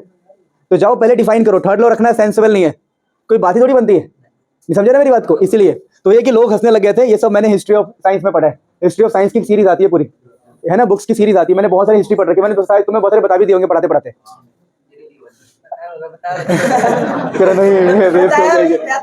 ठीक है ना? तो थर्ड लॉ नाम ये आएगा नहीं एग्जाम में, तो मैं इंटरेस्ट के बता रहा हूँ। थर्ड लॉ क्यों रखा गया? क्योंकि वो फर्स्ट और सेकंड से पहले आना चाहिए, इसीलिए। तो पॉज कर दो बेटा। तो प्यारे बच्चों, नेक्स्ट टॉपिक है हमारा टर्म्स है, कुछ दोबारा कुछ टर्म सीखना है। पहला है इंटरनल एनर्जी, बहुत इंपॉर्टेंट है ये। देखो इंपॉर्टेंट है, मैंने कहा था आपको कौन सा वाला? Zeroth law. तो अभी छोटी छोटी बातें इंपॉर्टेंट है, इसकी समझ होनी जरूरी है। इंटरनल एनर्जी ये होता है क्या? देखो यहाँ पर ना कुछ टफ बातें लिखी है मैंने, अगर इन बातों को आप इग्नोर कर दोगे तब भी चल जाएगा, बाकी अगर आपकी मर्जी है, अगर आपको ये बातों को रखना है तो रखिए। पर आपको बस इतना अगर याद रखते हो तो काम हो जाएगा। और इसकी कोई डेफिनेशन नहीं पूछने वाला कि व्हाट इज इंटरनल एनर्जी। ये मैं जेई पॉइंट ऑफ व्यू से बना रहा था, तो मैंने थोड़ा सा एक्स्ट्रा पॉइंट डाल दिया कि in the reference of centre of mass, ये वो छोड़ो। इंटरनल एनर्जी का मतलब क्या होता है? अगर आपको याद करना है यहाँ तक कर लेना, कोई दिक्कत नहीं है। अगर कोई सिस्टम है उसके अंदर दो प्रकार की एनर्जी मिलेगी आपको जनरली, काइनेटिक एंड पोटेंशियल। तो काइनेटिक प्लस पोटेंशियल को ऐड कर देंगे तो जो भी एनर्जी बनेगी उसको बोलेंगे हम इंटरनल एनर्जी। साफ सीधी बात है, सिस्टम के अंदर की सारी एनर्जी इंटरनल एनर्जी है। बात खत्म। तो क्या लिखा है देखो, the internal energy of a system is the sum of molecular kinetic and potential energies.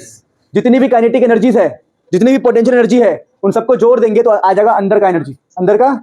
तो सिंपल है ये। अब बात करते हैं कि भाई अगर किसी बॉडी का इंटरनल एनर्जी चेंज हुआ है तो हमें कैसे पता लगेगा कि बॉडी का एनर्जी चेंज हो गया? तो उसके पीछे बड़ा सिंपल लॉजिक है। देखो कैसे पता लगता है कि इंटरनल एनर्जी चेंज हुआ है। अगर स्टेट चेंज हो या टेम्परेचर चेंज हो तो समझ जाओ इंटरनल एनर्जी चेंज हुआ है। फॉर एग्जाम्पल मैंने कहा यहां पर एक लोहे का टुकड़ा है, ये एक लोहे का टुकड़ा है, और ये लोहे के टुकड़े का स्टेट चेंज हो गया, ये पिघल गया। क्या हो गया? क्या मतलब है इसका? कि एनर्जी चेंज हुई है। एनर्जी नहीं समझे? एनर्जी बढ़ सी गई है, लिक्विड बन गया ना लिक्विड। इसका मतलब भाई अंदर की एनर्जी चेंज हुई है। तो कैसे पता लगता है कि इंटरनल एनर्जी चेंज हुआ है? या तो इसका स्टेट चेंज हो या तो टेम्परेचर। स्टेट चेंज होगा तो पता लग जाएगा, या टेम्परेचर चेंज हो तो पता लग जाएगा। मैंने छू के देखा लोहे को, गर्म हो गया, मतलब पक्का इसका अंदर का एनर्जी चेंज हुआ है। तो इंटरनल एनर्जी तभी चेंज होता है या तो स्टेट चेंज हो या टेम्परेचर चेंज हो या दोनों चेंज हो जाए। बहुत ही इंपॉर्टेंट बातें बोल रहा हूं मैं आपको, लिख लो फटाफट, नोट इसे पॉज कर दो। चल लिखो आगे, कर दिया? देखो यहाँ पर क्या लिखा है, मैथमेटिकल फॉर्म में लिखा है मैंने। जो इंटरनल एनर्जी होता है ना वो पोटेंशियल प्लस काइनेटिक होता है। पोटेंशियल स्टेट पोटेंशियल पता है क्या होता है? पोटेंशियल होता है अट्रैक्शन के कारण, किस कारण? और जब भी पोटेंशियल एनर्जी चेंज होगा ना तो स्टेट चेंज होगा। जैसे मैंने कहा देखो यहाँ पर एक पेन है, अब आ गया mgh, क्या आ गया? अब बढ़ गया एनर्जी mgh, समझे? तो हाइट बढ़ने से क्या चेंज होता है? Potential energy. वैसे ही पोटेंशियल एनर्जी कब चेंज होगा? जब स्टेट चेंज हो। कैसे स्टेट चेंज हो रहा है? हो तो रहा है स्टेट चेंज। अरे पोजीशन स्टेट एक ही तो है, कंडीशन स्टेट का मतलब क्या होता है? कंडीशन। इसकी कंडीशन चेंज हो रही है ना, देखो पहले यहाँ था, अब यहाँ था, यहाँ था, तो इसकी स्टेट चेंज हो रही है, मतलब कंडीशन चेंज हो रही है। तो जब जब कंडीशन चेंज होगी, या सिंपल भाषा में बोलते हैं स्टेट चेंज होगी। जैसे स्प्रिंग है, देखो स्प्रिंग को खींचा पोटेंशियल एनर्जी, और खींचा पोटेंशियल एनर्जी, और खींचा पोटेंशियल एनर्जी। तो वैसे ही जब भी किसी की पोजीशन चेंज हो या एटम्स का अरेंजमेंट चेंज हो तो समझ जाओ कि उसका स्टेट चेंज हो रहा है, यानी उसका पोटेंशियल एनर्जी चेंज हो रहा है। वैसे जब किसी का टेम्परेचर चेंज होता है, टेम्परेचर, तो क्या चेंज होगा? Kinetic energy. तो वही मैंने कहा था आपको कि इंटरनल एनर्जी कब चेंज होगा? जब जब या तो स्टेट चेंज हो या टेम्परेचर। स्टेट से पोटेंशियल चेंज होगा, पोटेंशियल से इंटरनल, या टेम्परेचर से काइनेटिक चेंज होगा, काइनेटिक से इंटरनल। ठीक है, तो इसी को अगर हमने लिखा, देखो क्या लिखा है हिंदी में, अगर स्टेट चेंज ना हो then the change in internal energy will be only due to change in temperature. देखिए, अगर स्टेट चेंज ना हो, अगर स्टेट चेंज नहीं हो रहा है, क्या चेंज नहीं हो रहा है, यानी पोटेंशियल का कोई रोल नहीं है, तो अगर स्टेट चेंज ना हो then the change in internal energy due to only will be kinetic. तो सिर्फ काइनेटिक ही है जो इसको चेंज कर रहा होगा, क्योंकि पोटेंशियल और स्टेट का कोई मतलब तो है नहीं यहाँ पर। तो दोबारा, अगर स्टेट चेंज ना हो then the change in internal energy will be only due to change in temperature या काइनेटिक एनर्जी। क्या बात समझ में आ गया? और अगली लाइन क्या है, अगर स्टेट भी चेंज ना हो, अगर स्टेट भी चेंज ना हो, टेम्परेचर भी चेंज ना हो, क्या है यहाँ पर, अगर स्टेट भी चेंज ना हो, टेम्परेचर भी चेंज ना हो, तो समझ जाना इंटरनल एनर्जी में कोई चेंज नहीं होगा। बहुत ऑब्वियस सी बात है। मैं कह रहा हूँ ऐसे का ऐसा ही हूँ, ना मैं ठंडा हो रहा हूँ, ना गर्म हो रहा हूँ, ना मेरे अंदर कोई चेंजेस नजर आ रहे हैं, तो भाई कुछ भी चेंज नहीं हो रहा, बात खत्म। तो फटाफट नोट कर लो, बहुत इंपॉर्टेंट है ये सब। तो मैं लग रहा हूँ मजाक मजाक में हो रहा है, बट बिलीव करो ऐसे नोट्स मैंने बनाए, कितनी मेहनत की होगी, कितनी मेहनत जाके फिर जाके बने। नोट करो, एक बार और समझ लो। देखो, जो इंटरनल एनर्जी है ना, वो पोटेंशियल प्लस काइनेटिक का सम होता है। पोटेंशियल स्टेट पे डिपेंड करता है। जैसे स्प्रिंग है ना, स्प्रिंग खींचेंगे तो स्टेट चेंज हुआ, एनर्जी चेंज हुआ, स्टेट चेंज हुआ, एनर्जी चेंज हुआ, स्टेट चेंज हुआ, एनर्जी चेंज हुआ। तो स्टेट पे पोटेंशियल डिपेंड करता है, टेम्परेचर से काइनेटिक चेंज होगा। काइनेटिक समझते हो, वाइब्रेशन, ऐसे मोशन वाला, तो टेम्परेचर पे डिपेंड करता है। तो अगर मैंने कहा स्टेट चेंज होगा तो पोटेंशियल चेंज होगा, तो काइनेटिक चेंज होगा, ओ सॉरी इंटरनल चेंज होगा। वैसे ही अगर टेम्परेचर चेंज होगा तो काइनेटिक चेंज होगा, और काइनेटिक चेंज होगा तो इंटरनल चेंज होगा। अगर मैं कहूँ ये चेंज नहीं हो रहा स्टेट, तो पोटेंशियल भी चेंज नहीं होगा, तो अब टेम्परेचर से काइनेटिक चेंज होगा और उससे इंटरनल। अगर मैं कहूँ ये भी नहीं हो रहा, ये भी नहीं हो रहा, तो ये भी चेंज नहीं होगा। समझे मेरी बात को? वही सब लिखा है, एक बार पढ़ लो।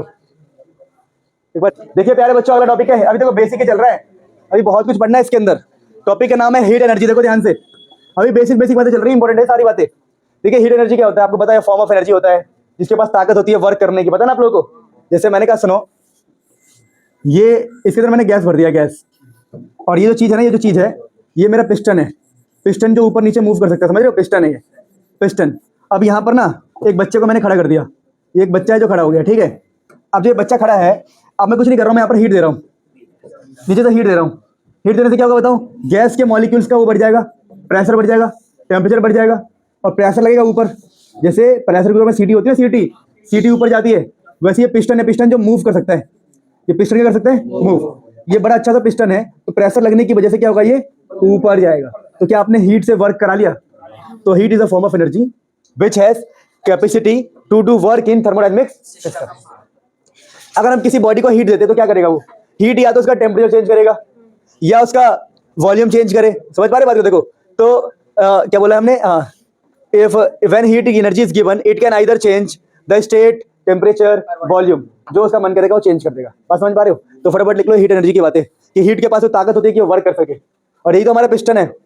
मतलब यही तो होता है जो इंजन इसी में तो वर्क करता है, गर्मी से पिस्टन अप डाउन हो जाता है। 3 क्लास चलेगा। क्या लिखा देखो, describe the 2 ways of changing the internal energy of a system. ये क्वेश्चन एग्जाम में आया हुआ है 2 मार्क्स में, ठीक है। आपको 2 तरीके बताने हैं कि आप कैसे इंटरनल एनर्जी को चेंज करोगे। एग्जाम में 2 मार्क्स में आया हुआ है, ठीक है, PYQ है तुम्हारा ये। तो लिखा क्या है बताओ? देखो पहला तरीका क्या हो सकता है? पहला तरीका देखो, place the cylinder over a hot body, heat energy will flow from the hotter body to the gas due to temperature difference, this increase the energy. कहने का मतलब क्या है? एक सिलेंडर है, गैस सिलेंडर, क्या ये गैस का सिलेंडर है, गैस में के सिलेंडर में गैस भरा होगा, आप यहाँ से हीट करना स्टार्ट कर दो। मतलब एक गर्म बॉडी को यहाँ ला दो, ये कोई गर्म बॉडी है, चूल्हा है मान लो, उससे क्या होगा? हीट अंदर जाएगा, हीट इन पार्टिकल्स का टेम्परेचर बढ़ेगा, लो चेंज हो गया इंटरनल एनर्जी। ये तो बोला कि भैया इंटरनल एनर्जी को कैसे चेंज करोगे बताओ? तो पहला ये ना, place the cylinder over a hot body, heat energy will flow from hotter to cold. मतलब यहाँ से हीट का फ्लो होगा and the due to temperature difference, ठीक है, फिर this increase the internal energy of the gas, gas की energy को बढ़ा देगा।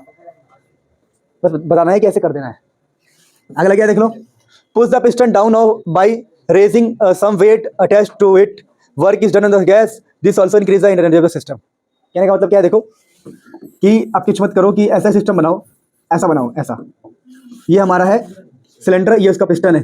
पिस्टन का मतलब क्या था पता आप लोगों को? जो ऊपर नीचे मूव कर सके। पिचकारी के अंदर होता है पिस्टन। अब कुछ भी नहीं करना, इसमें गैस भरा हुआ, क्या भरा हुआ है? अब तुमने इसके ऊपर वेट रख दो, कोई वेट रखने से क्या होगा? ये पिस्टन नीचे जाएगा, पिस्टन जैसे ही पिस्टन नीचे जाएगा एकदम से, झटके से या कैसे भी, तो इन पार्टिकल्स पे क्या लगेगा, प्रेशर लगेगा, या पार्टिकल्स की एनर्जी बढ़ जाएगी एकदम से, बढ़ेगी नहीं बढ़ेगी, तो बढ़ गया इनकी एनर्जी, नहीं समझ में आया?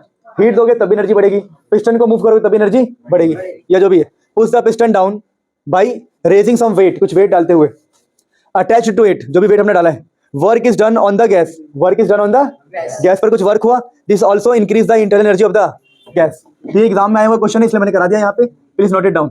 मतलब आगे के चैप्टर में थ्योरेटिकल ज्यादा है, न्यूमेरिकल इनमें कम होते हैं।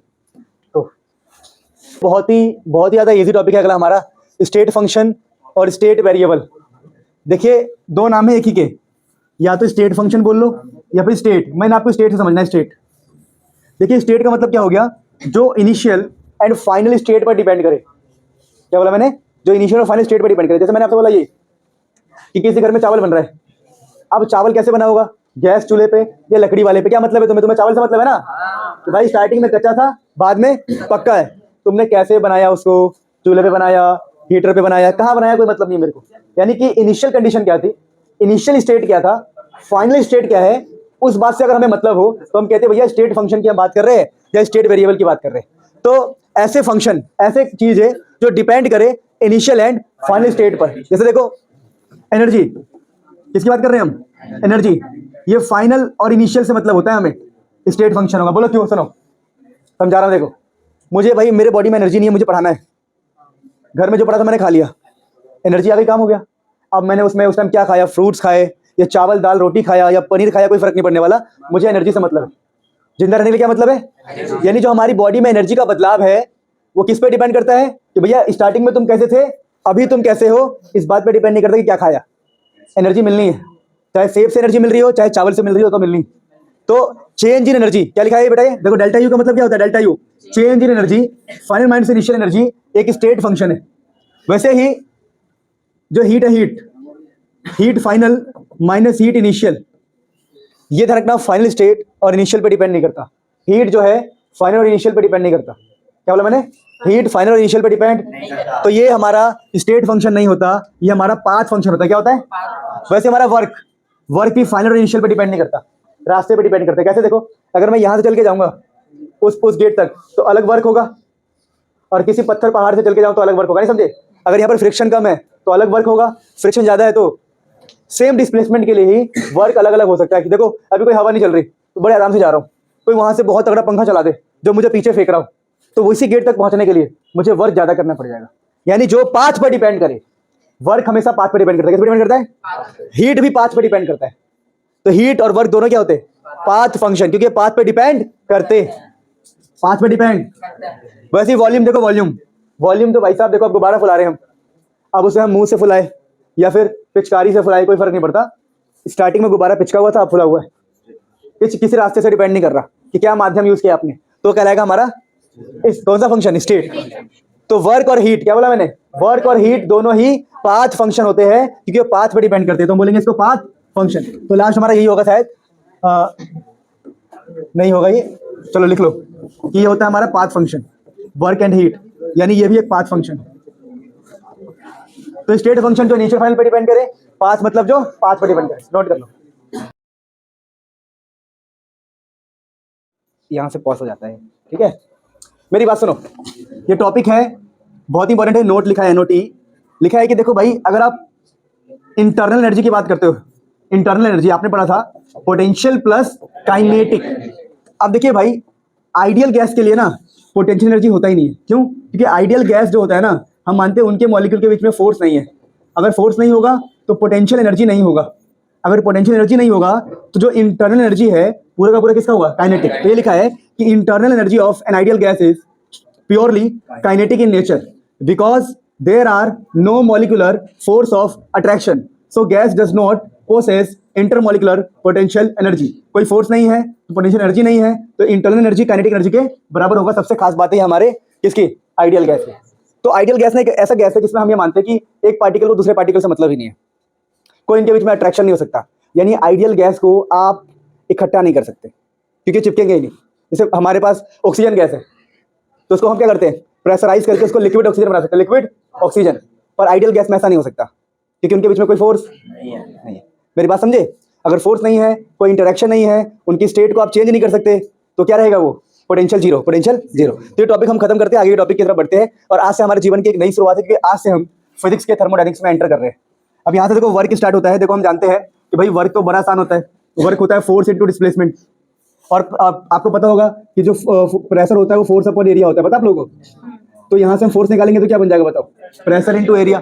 तो प्रेशर इंटू एरिया हमारा फोर्स हो गया, और डिस्प्लेसमेंट को हम डेल्टा एक्स बोल रहे हैं। क्या बोल रहे हैं? हम ऐसा मान रहे हैं दोस्तों कि कोई पिस्टन है, ठीक है, और इसके अंदर गैस भरा हुआ है। क्या भरा हुआ है? तो इस गैस में कुछ प्रेशर लगाया होगा, इस एरिया के ऊपर लगाया होगा ना। तो प्रेशर इंटू एरिया हमारा फोर्स हो जाएगा। और हमने मान लिया कि जो भी डिस्प्लेसमेंट है, वो डिस्प्लेसमेंट कितना मान लिया हमने? Delta x. ये हमारा डिस्प्लेसमेंट है, चेंज इन पोजीशन है। तो हमने बोला फोर्स प्रेशर इंटू एरिया, और डिस्प्लेसमेंट है डेल्टा एक्स। अब हमें पता है कि पी की जगह पी रहेगा, और एरिया इंटू डिस्टेंस क्या होता है? Volume.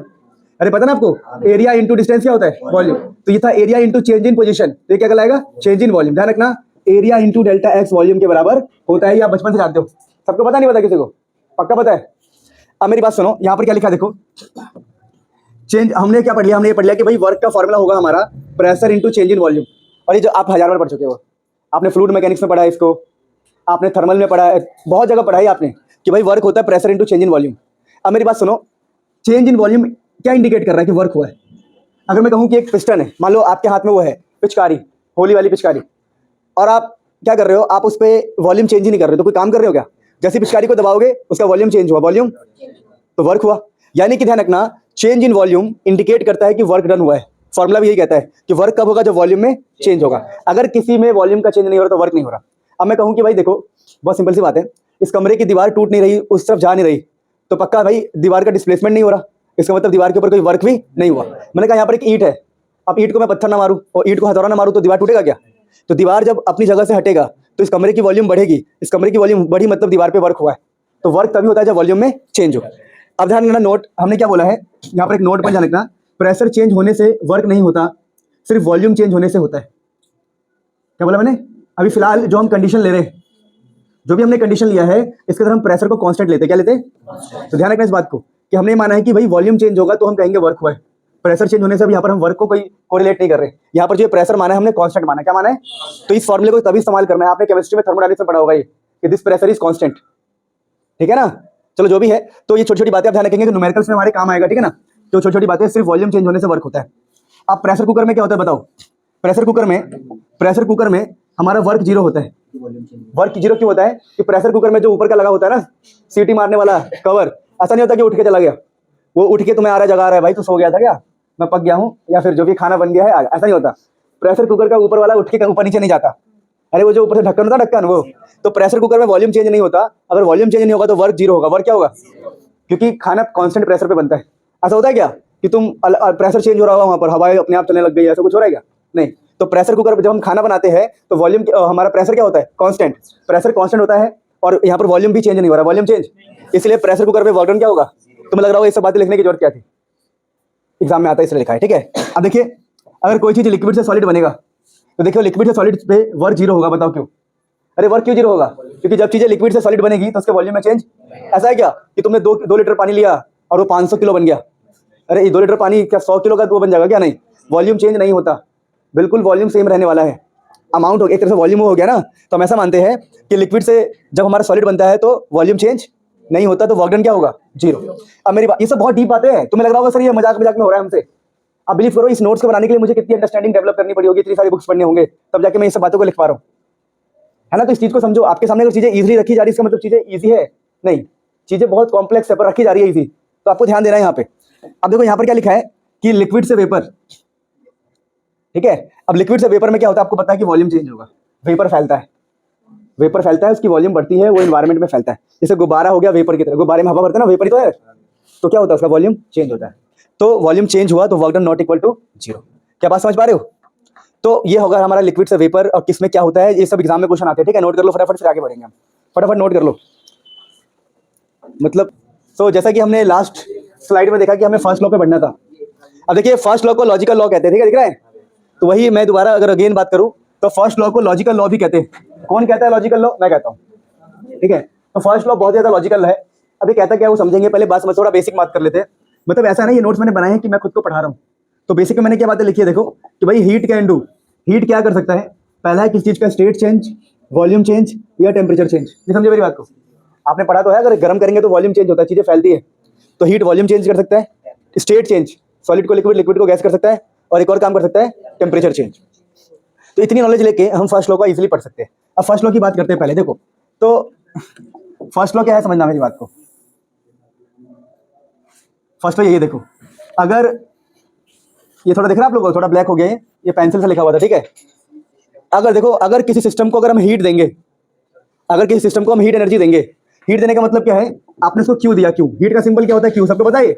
There is symbol of heat is called Q. जल्दी आओ जल्दी, इतना टाइम नहीं है। और तुम लोगों ने जो इस मजाक बना रखा।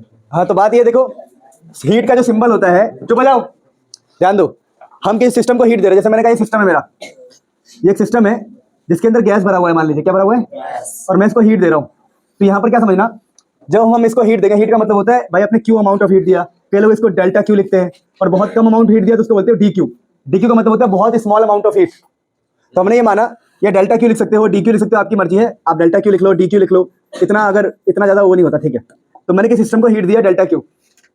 अगर मैं हीट दूंगा तो सोचो ये जो गैस के मॉलिक्यूल है सिस्टम के अंदर, क्या क्या हो सकता है। तो ऐसा हो सकता है कि इनकी एनर्जी चेंज होगी। क्या चेंज होगी? और एनर्जी के लिए सिंबल होता है यू, बता दो ना आपको, एनर्जी के लिए सिंबल बता दिया मैंने, पोटेंशियल एनर्जी के लिए सिंबल यू होता है। तो डेल्टा यू का मतलब है कि चेंज इन इंटरनल एनर्जी, ठीक है। ये अंदर की एनर्जी है उसकी, क्या है, देखो आपने केमिस्ट्री में पढ़ा होगा, ये होता है इंटरनल एनर्जी। यू का मतलब पता नहीं, पता आप लोगों को? केमिस्ट्री में आपने पढ़ा होगा, या नहीं भी पढ़ा तो बता दूं मैं, यू का मतलब होता है इंटरनल एनर्जी, इंटरनल एनर्जी। अभी फर्स्ट लॉ आपको समझ में आएगा, वेट करो। तो अभी हमारा क्या एक सिस्टम है हमारे पास, उस सिस्टम के अंदर गैस मॉलिक्यूल है, और हम हीट दे रहे हैं। हीट, तो हीट देने से ये होगा कि जो सिस्टम के अंदर मॉलिक्यूल्स है उनकी इंटरनल एनर्जी चेंज होगी। समझ पा रहे हो? उनकी इंटरनल एनर्जी चेंज होगी। तो हमने बोला जब भी हम किसी सिस्टम में हीट का चेंज करेंगे या हीट देंगे, अगर किसी सिस्टम का हीट हम चेंज करेंगे, चेंज का सिंबल होता है, पता लग क्या होगा आज तक तो जब भी किसी सिस्टम में हीट का चेंज करेंगे, वो क्या करेगा, इक्वल टू में क्या आ रहा है, वो इंटरनल एनर्जी को चेंज करेगा, वो चेंज इन इंटरनल एनर्जी लेके आएगा। और साथ ही साथ एक और काम करेगा, पता क्या, वो इतना ज्यादा वाइब्रेशन हो जाएगी अंदर, गैस मॉलिक्यूल्स का प्रेशर इतना ज्यादा होगा, प्रेशर की वजह से ये पिस्टन ऊपर नीचे मूव करेगा। पिस्टन होता है ना, पिस्टन 100 बार बता चुका है, पिस्टन होता है जो आगे पीछे मूव कर सकता है, जो हाइड्रोलिक ब्रेक में आपने पढ़ा है, हाइड्रोलिक लिफ्ट में पढ़ा है पिस्टन। तो ये पिस्टन है जो पिचकारी में होता है, पिस्टन जो आगे पीछे मूव कर सकता है। तो जैसे आप किसी सिस्टम को हीट दोगे, वो तो अंदर की एनर्जी को चेंज करेगा, दूसरा साथ ही साथ उस पिस्टन को मूव कर सकता है। अगर वो मूव करवाएगा तो हाथों हाथ वर्क भी कर देगा। क्या कर देगा? वर्क। इसलिए हमने कहा है कि जब भी किसी सिस्टम को हम हीट देते हैं, वो दो काम तो पक्का ही करेगा। अगर पिस्टन मूव करेगा तो वर्क करेगा, वर्क तो होगा ही होगा, साथ ही साथ एडिशन में अंदर की एनर्जी तो पक्का चेंज होगी। नहीं समझे मेरी बात को? तो यही फर्स्ट लॉ ऑफ थर्मोडायनेमिक्स है। नहीं समझ में आया? फर्स्ट लॉ ऑफ थर्मोडायनेमिक्स कहता है कि एक ऐसा सिस्टम है जहां पर पार्टिकल्स है और एक पिस्टन है, तो हीट देने से पार्टिकल्स की एनर्जी चेंज होगी अंदर की, दूसरा वो पिस्टन मूव कर सकता है, तो वर्क भी होगा और एनर्जी भी चेंज हुई। क्यों? वॉल्यूम चेंज होगा ना इसके ऊपर जाने से। तो यही फर्स्ट लॉ ऑफ थर्मोडायनेमिक्स से बहुत ही सुंदर सा लॉ है। तो फर्स्ट लॉ ऑफ थर्मोडायनेमिक्स पढ़ो, क्या है देखो, if some heat is supplied a system which is capable of doing work, जहां पर वर्क हो सकता है मतलब पिस्टन मूव कर सकता है। If some heat is supplied to a system which is capable of doing work, then the quantity of heat absorbed by the system, जो भी सिस्टम हीट लेगा, will equal to the sum of the increase in its internal energy, कितना energy में change आया, and the external work done by the system, कि system में कितना काम किया। तो ये देखो, delta Q is equal to delta U plus delta W. और ये किस पे बेस्ड होता है? Conservation of energy. Conservation of कैसे? आपने कोई एनर्जी दिया, वही एनर्जी तो बट गया, वो कैसे बट गया बताओ? आपने हीट एनर्जी दिया और वही हीट एनर्जी यूज हो गया किसमें? कन्वर्ट हो गया किसमें? इंटरनल एनर्जी में एंड वर्क। तो यहाँ पर क्या लॉ लग रहा है? Based on conservation of energy. भैया एनर्जी कंजर्व्ड है, कि जो भी आप हीट एनर्जी दे रहे हो वो दो चीजों में बट गया, ना एनर्जी क्रिएट हुआ है ना डिस्ट्रॉय हुआ है। आपने जो दिया वही दो चीजों में बट गया, तो आपका दिया हुआ एनर्जी दोनों पे बट गया। तो फर्स्ट ऑफ थर्मोडायनेमिक्स ये भी कहता है energy can not be created nor be destroyed, it can be only transferred one form to another. ये लाइन आपने पहले सुना है, तो यहीं से आया है, फर्स्ट लॉ से आया है। तो अगर एग्जाम में आ गया कि right first law of thermodynamics, तो क्या बोलोगे? Energy can not be created nor be destroyed, it can only be converted from one form to another. चलो वो तो अलग बात है, पहले ये सब नोट कर लो फटाफट। ये समझ में आ गया ना क्या चल रहा है? फटाफट नोट करो फर्स्ट लॉ। आई होप आपको समझ में आया हो फर्स्ट लॉ। देखिए अगला टॉपिक होता है कि जब हमने फर्स्ट लॉ पढ़ा, तो फर्स्ट लॉ में आपने ये पढ़ा कि जब भी किसी में हीट का बदलाव करेंगे, या तो एनर्जी चेंज करेगा या वर्क करेगा, मतलब दोनों करेगा। ठीक है, मेरी बात सुनो। अब दिक्कत ये है ना, हमें साइन कन्वेंशन यूज करने होते हैं कि कैसा क्या साइन देना होता है। देखो, अगर सिस्टम ने हीट को एब्जॉर्ब किया है तो हीट की वैल्यू पॉजिटिव होगी, जो डेल्टा क्यू की वैल्यू है वो प्लस लेना है, पर अगर रिलीज किया है तो डेल्टा क्यू की वैल्यू क्या लेना है? माइनस। तो जैसे इस फॉर्मूले में मैं कहूं कि बॉडी ने ना हीट को एब्जॉर्व किया है, मैंने बोला 30 जूल का हीट एब्जॉर्व किया है, तो यहाँ लिखूंगा मैं प्लस का 30, क्या लिखूंगा, लेकिन मैं कहूँ कि 30 जूल का हीट ना रिलीज हुआ है तो माइनस का 30, फॉर्मूले में क्या लिखूंगा मैं, माइनस का 30। वैसे ही work done by a system, अगर सिस्टम ने वर्क किया है तो पॉजिटिव लेना, जैसे मैंने कहा मैंने 2 जूल का वर्क किया, मैं सिस्टम हूँ, मैंने 2 जूल का वर्क किया तो यहाँ पर वर्क की वैल्यू आपको +2 लेना है। लेकिन अगर work done on system, system को दबाया गया है, सिस्टम के ऊपर वर्क किया गया तो आपको लेना है -2। वैसे ही increase in internal energy, energy increase हुआ है, फायदे की बात है, पॉजिटिव, डिक्रीज हुआ है तो क्या बोलोगे, नेगेटिव, है डिक्रीज लिखा है, तो बहुत लॉजिकल बात है कि भाई सिस्टम ने हीट लिया, फायदे की बात है पॉजिटिव, सिस्टम ने हीट दिया, घाटे की बात है नेगेटिव, सिस्टम ने खुद वर्क किया है तो पॉजिटिव, और सिस्टम पे वर्क हुआ है तो नेगेटिव, फिर एनर्जी बढ़ी है तो पॉजिटिव, एनर्जी घटी है तो नेगेटिव है, तो बहुत लॉजिकल है, आपको याद रखना पड़ेगा। पर केमिस्ट्री और फिजिक्स में साइन उल्टे, तो सबसे बढ़िया, ठीक है, ये काम आएगा, लिख के आना, मजाक कर रहा हूँ, कंफ्यूज हो जाओगे ना कि कौन सा फिजिक्स वाला है कौन सा केमिस्ट्री वाला है, तो सबसे बढ़िया लिख के जाना मन के अंदर, ठीक है, मन के अंदर बढ़िया से लिख लेना, मैं मन के अंदर बोल रहा हूँ, तुम हाथ पे लिख लोगे है। बट आप लोगों ने केमिस्ट्री में और फिजिक्स में एक चीज पढ़ी होगी, heat capacity at constant volume, CV का फॉर्मूला पढ़ा होगा आपने, देखो ऐसे पढ़ा होगा, delta Q by delta T, और यहाँ एन टी से डिवाइड कर रहा हूँ, तो बन गया मोलर हीट कैपेसिटी, और सीवी का मतलब कांस्टेंट वॉल्यूम, कांस्टेंट, तो सबको पता होता है कि सीवी का मतलब होता है molar heat capacity at constant volume. अगर बेटा सबको पता है ये, ध्यान दो इधर, पता नहीं तो याद कर लेंगे कि भाई सीवी का मतलब क्या होता है, molar heat capacity at constant volume. अच्छा, यहाँ से अगर मैं हीट निकालूं तो हीट का फॉर्मूला क्या निकल के आया बताओ, सीवी, सी और ये वी मतलब नीचे है ऐसे, देखो सी और ये छोटा सा वी है, सी का मतलब हीट कैपेसिटी और छोटे वी का मतलब बता रहा है कि वॉल्यूम कांस्टेंट है, तो हीट कैपेसिटी कांस्टेंट वॉल्यूम को अगर मैं इन सबको मल्टीप्लाई करूं, एन को डेल्टा टी को, तो हीट का फॉर्मूला क्या आएगा बताओ, N C we D T आ जाएगा, जहां पर ये सी है कैपिटल और वी बहुत छोटा सा है नीचे, रिप्रेजेंट करने के लिए कि मैं भाई वॉल्यूम वाली बात हो रही है, कांस्टेंट वॉल्यूम। अब बात करते हैं कि अगर कांस्टेंट वॉल्यूम की बात हो रही है तो वर्क होगा क्या, वर्क नहीं होगा। आपको पता है वर्क तभी होता है जब वॉल्यूम चेंज होता है, तो वर्क 0 होगा, वर्क क्या होगा। अगर अब मैं लगाऊं अपना फर्स्ट लॉ, क्या लगाऊं, तो क्या होगा बताओ, जो मेरा फर्स्ट लॉ क्या कहता है कि जो भी आप चेंज हीट करोगे, चेंज इन हीट किसके बराबर होता है बताओ, चेंज इन हीट होता है चेंज इन एनर्जी प्लस जो भी वर्क हो रहा है, जो भी, तो वर्क तो हो ही नहीं रहा, तो वर्क 0 हो गया, यानी जो भी हमारी एनर्जी है चेंज वो हीट के बराबर होगी, किसके बराबर होगी, नहीं समझे मेरी बात को, पक्का पक्का। और आपने अभी पढ़ा है कि हीट का फॉर्मूला क्या होगा, N C V delta T, तो देखो ये हो गया N C V delta T is equal to change in internal energy, समझे। तो देखो ये तो मुझे पहले से पता है बचपन से, अब मैं अप्लाई कर रहा हूँ कौन सा, फर्स्ट लॉ, तो फर्स्ट लॉ अप्लाई करने के लिए क्या चाहिए, हमें वर्क चाहिए, वर्क 0 है, वर्क को 0 कर दिया, और जो एनर्जी का चेंज है वो हीट के बराबर होगा, हीट के, और हीट का फॉर्मूला ये होता है, तो ये आ गया हमारा। थोड़ा थोड़ा सीखो, थोड़ा थोड़ा टाइम लगाओ, आएगा अपने आप आएगा, आ रहा है कि नहीं आ रहा है, आना चाहिए भाई, वरना इतनी भी मैथमेटिक्स नहीं करोगे क्या। फिर आगे हम ये जानते हैं सीपी होता है heat capacity at constant pressure, heat capacity at constant pressure, जो कि होता है हीट बाई टेम्परेचर इनटू में मोल्स। तो आप क्या करेंगे, अगर मैं यहाँ से हीट निकालूं क्या जाएगा, एनसीपी डेल्टा टी, एनसीपी, और हम क्या जानते हैं कि फर्स्ट लॉ कहता है, क्या कहता है फर्स्ट लॉ, कि जो एनर्जी का चेंज होता है, किसका चेंज, एनर्जी का चेंज, सॉरी हीट का चेंज, वो एनर्जी प्लस वर्क। आप डी लिखना चाहो तो लिखो, ना लिखो तभी, अब कभी डेल्टा लिख दो कभी डी लिख दो, फर्क नहीं पड़ेगा। फिर आपने अभी हीट का फॉर्मूला क्या पढ़ा बताओ, N C P delta T, और एनर्जी का फॉर्मूला क्या पढ़ा अभी देखो, N C V delta T, और वर्क का फॉर्मूला क्या होता है, pressure into change in volume, याद है आप लोगों को। अरे यहाँ तो कोई वॉल्यूम थोड़ी कांस्टेंट है, यहाँ तो प्रेशर कांस्टेंट है ना, प्रेशर कांस्टेंट, अगर प्रेशर कांस्टेंट है तो वर्क तो होगा ही ना, तो यहाँ हो गया पी इंटू डी वी, क्या हो गया, आपको ये समझ में आया कहाँ से आया, यहाँ से N C P delta T, ये कहाँ से आया पता लगा आपको, यहाँ से है ना, D you delta U D you, और ये आपको पता कहाँ से है, वर्क का formula pressure into change in volume, बात समझे। अरे आया कि नहीं आया, अच्छा। तो अगर यहाँ से वेट करना, अभी दोबारा भी करा दूंगा मैं, कोई दिक्कत नहीं है। अगर यहाँ से आप इनको माइनस कर लो, ये दिख रहा है आपको, देखो यहाँ से मेरे को चाहिए सीपी, क्या चाहिए, और यहाँ से चाहिए सीवी, तो इन दोनों को अगर मैं माइनस करूँ तो क्या बनेगा, देखो अभी मैं करके दिखाता हूँ। यहाँ पर देखो हमने ये पढ़ा कि N C P delta T is equal to N C V delta T plus P into D V, P into, अब एक काम करो,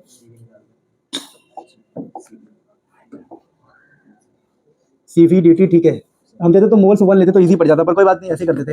अब कुछ मत करो, यहाँ सबको टेम्परेचर से डिवाइड कर दो सबको, या फिर यहाँ से इसको इधर ले आओ, N C P delta T या डी टी जो मर्जी लिख लो, ठीक है, डी टी लिख देते, डी टी चल रहा है ना पूरा, कोई फर्क नहीं पड़ेगा, minus N C we D T, P D V हो गया। अब यहाँ से क्या कॉमन आ सकता है, D T, change in temperature common ले लो, ये टी नहीं है, कैपिटल टी है, ठीक है, तो यहाँ से डी टी नीचे ले लो, डी टी निकाल लिया बाहर, तो क्या बचाइए, N C P N C V, हो गया पी डी वी, मोल्स हमने 1 के लिए लिया है, चलो आगे कर लेंगे। तो यहाँ से N C P minus N C V कितना आ जाता है बताओ, पी डी वी बाई, समझ में आ गया। अब एक बात ध्यान रखो थोड़ा सा, हमने मोल्स ले रहे हैं 1, चलो मोल्स 1 मतलब फिर भी अब हम बोलेंगे ऑल्सो, ये डेरिवेशन एग्जाम में आएगा ऑल्सो। हम जानते हैं P V is equal to होता है एन आर टी, पता होगा आप लोगों को।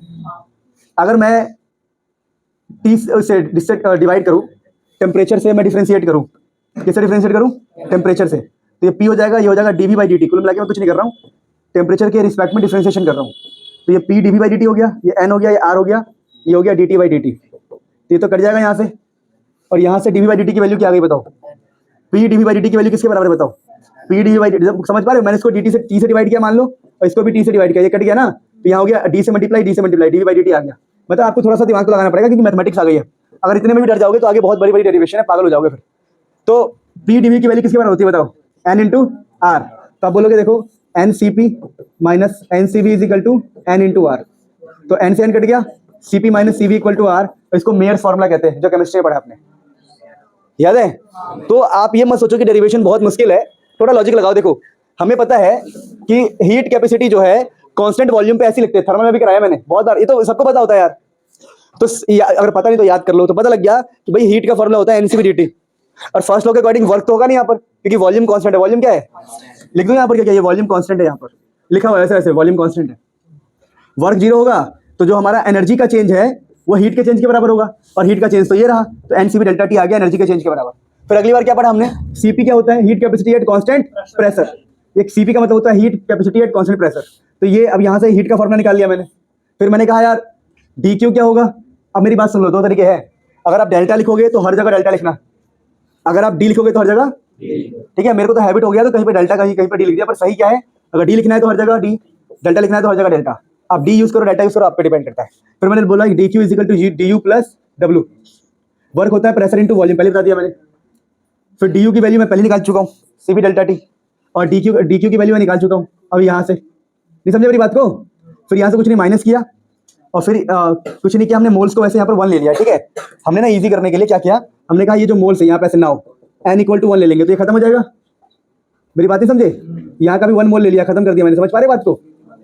मोल्स को ना 1 ले लिया, जो एन था ना यहाँ पे, उस एन को गायब भी कर दिया मैंने, मोल्स को 1 लेके, ठीक है। अगर तुम कंफ्यूज हो रहे हो तो मैं दोबारा करा दूं क्या, आ गया ना, मैंने मोल्स को 1 ले लिया है, मोल्स को 1 ले लिया ताकि गायब हो जाए। देखो पीवी इक्वल टू एनआरटी होता है ना, एनआरटी में मोल्स को कितना लिया मैंने 1, तो 4 देखो लिखा होगा, फ्रॉम गैस इक्वेशन हम जानते हैं, इसको डिफरेंशिएट कर दिया हमने, क्या कर दिया, तो यहाँ से मिल गया हमें P D we by D T equal to are.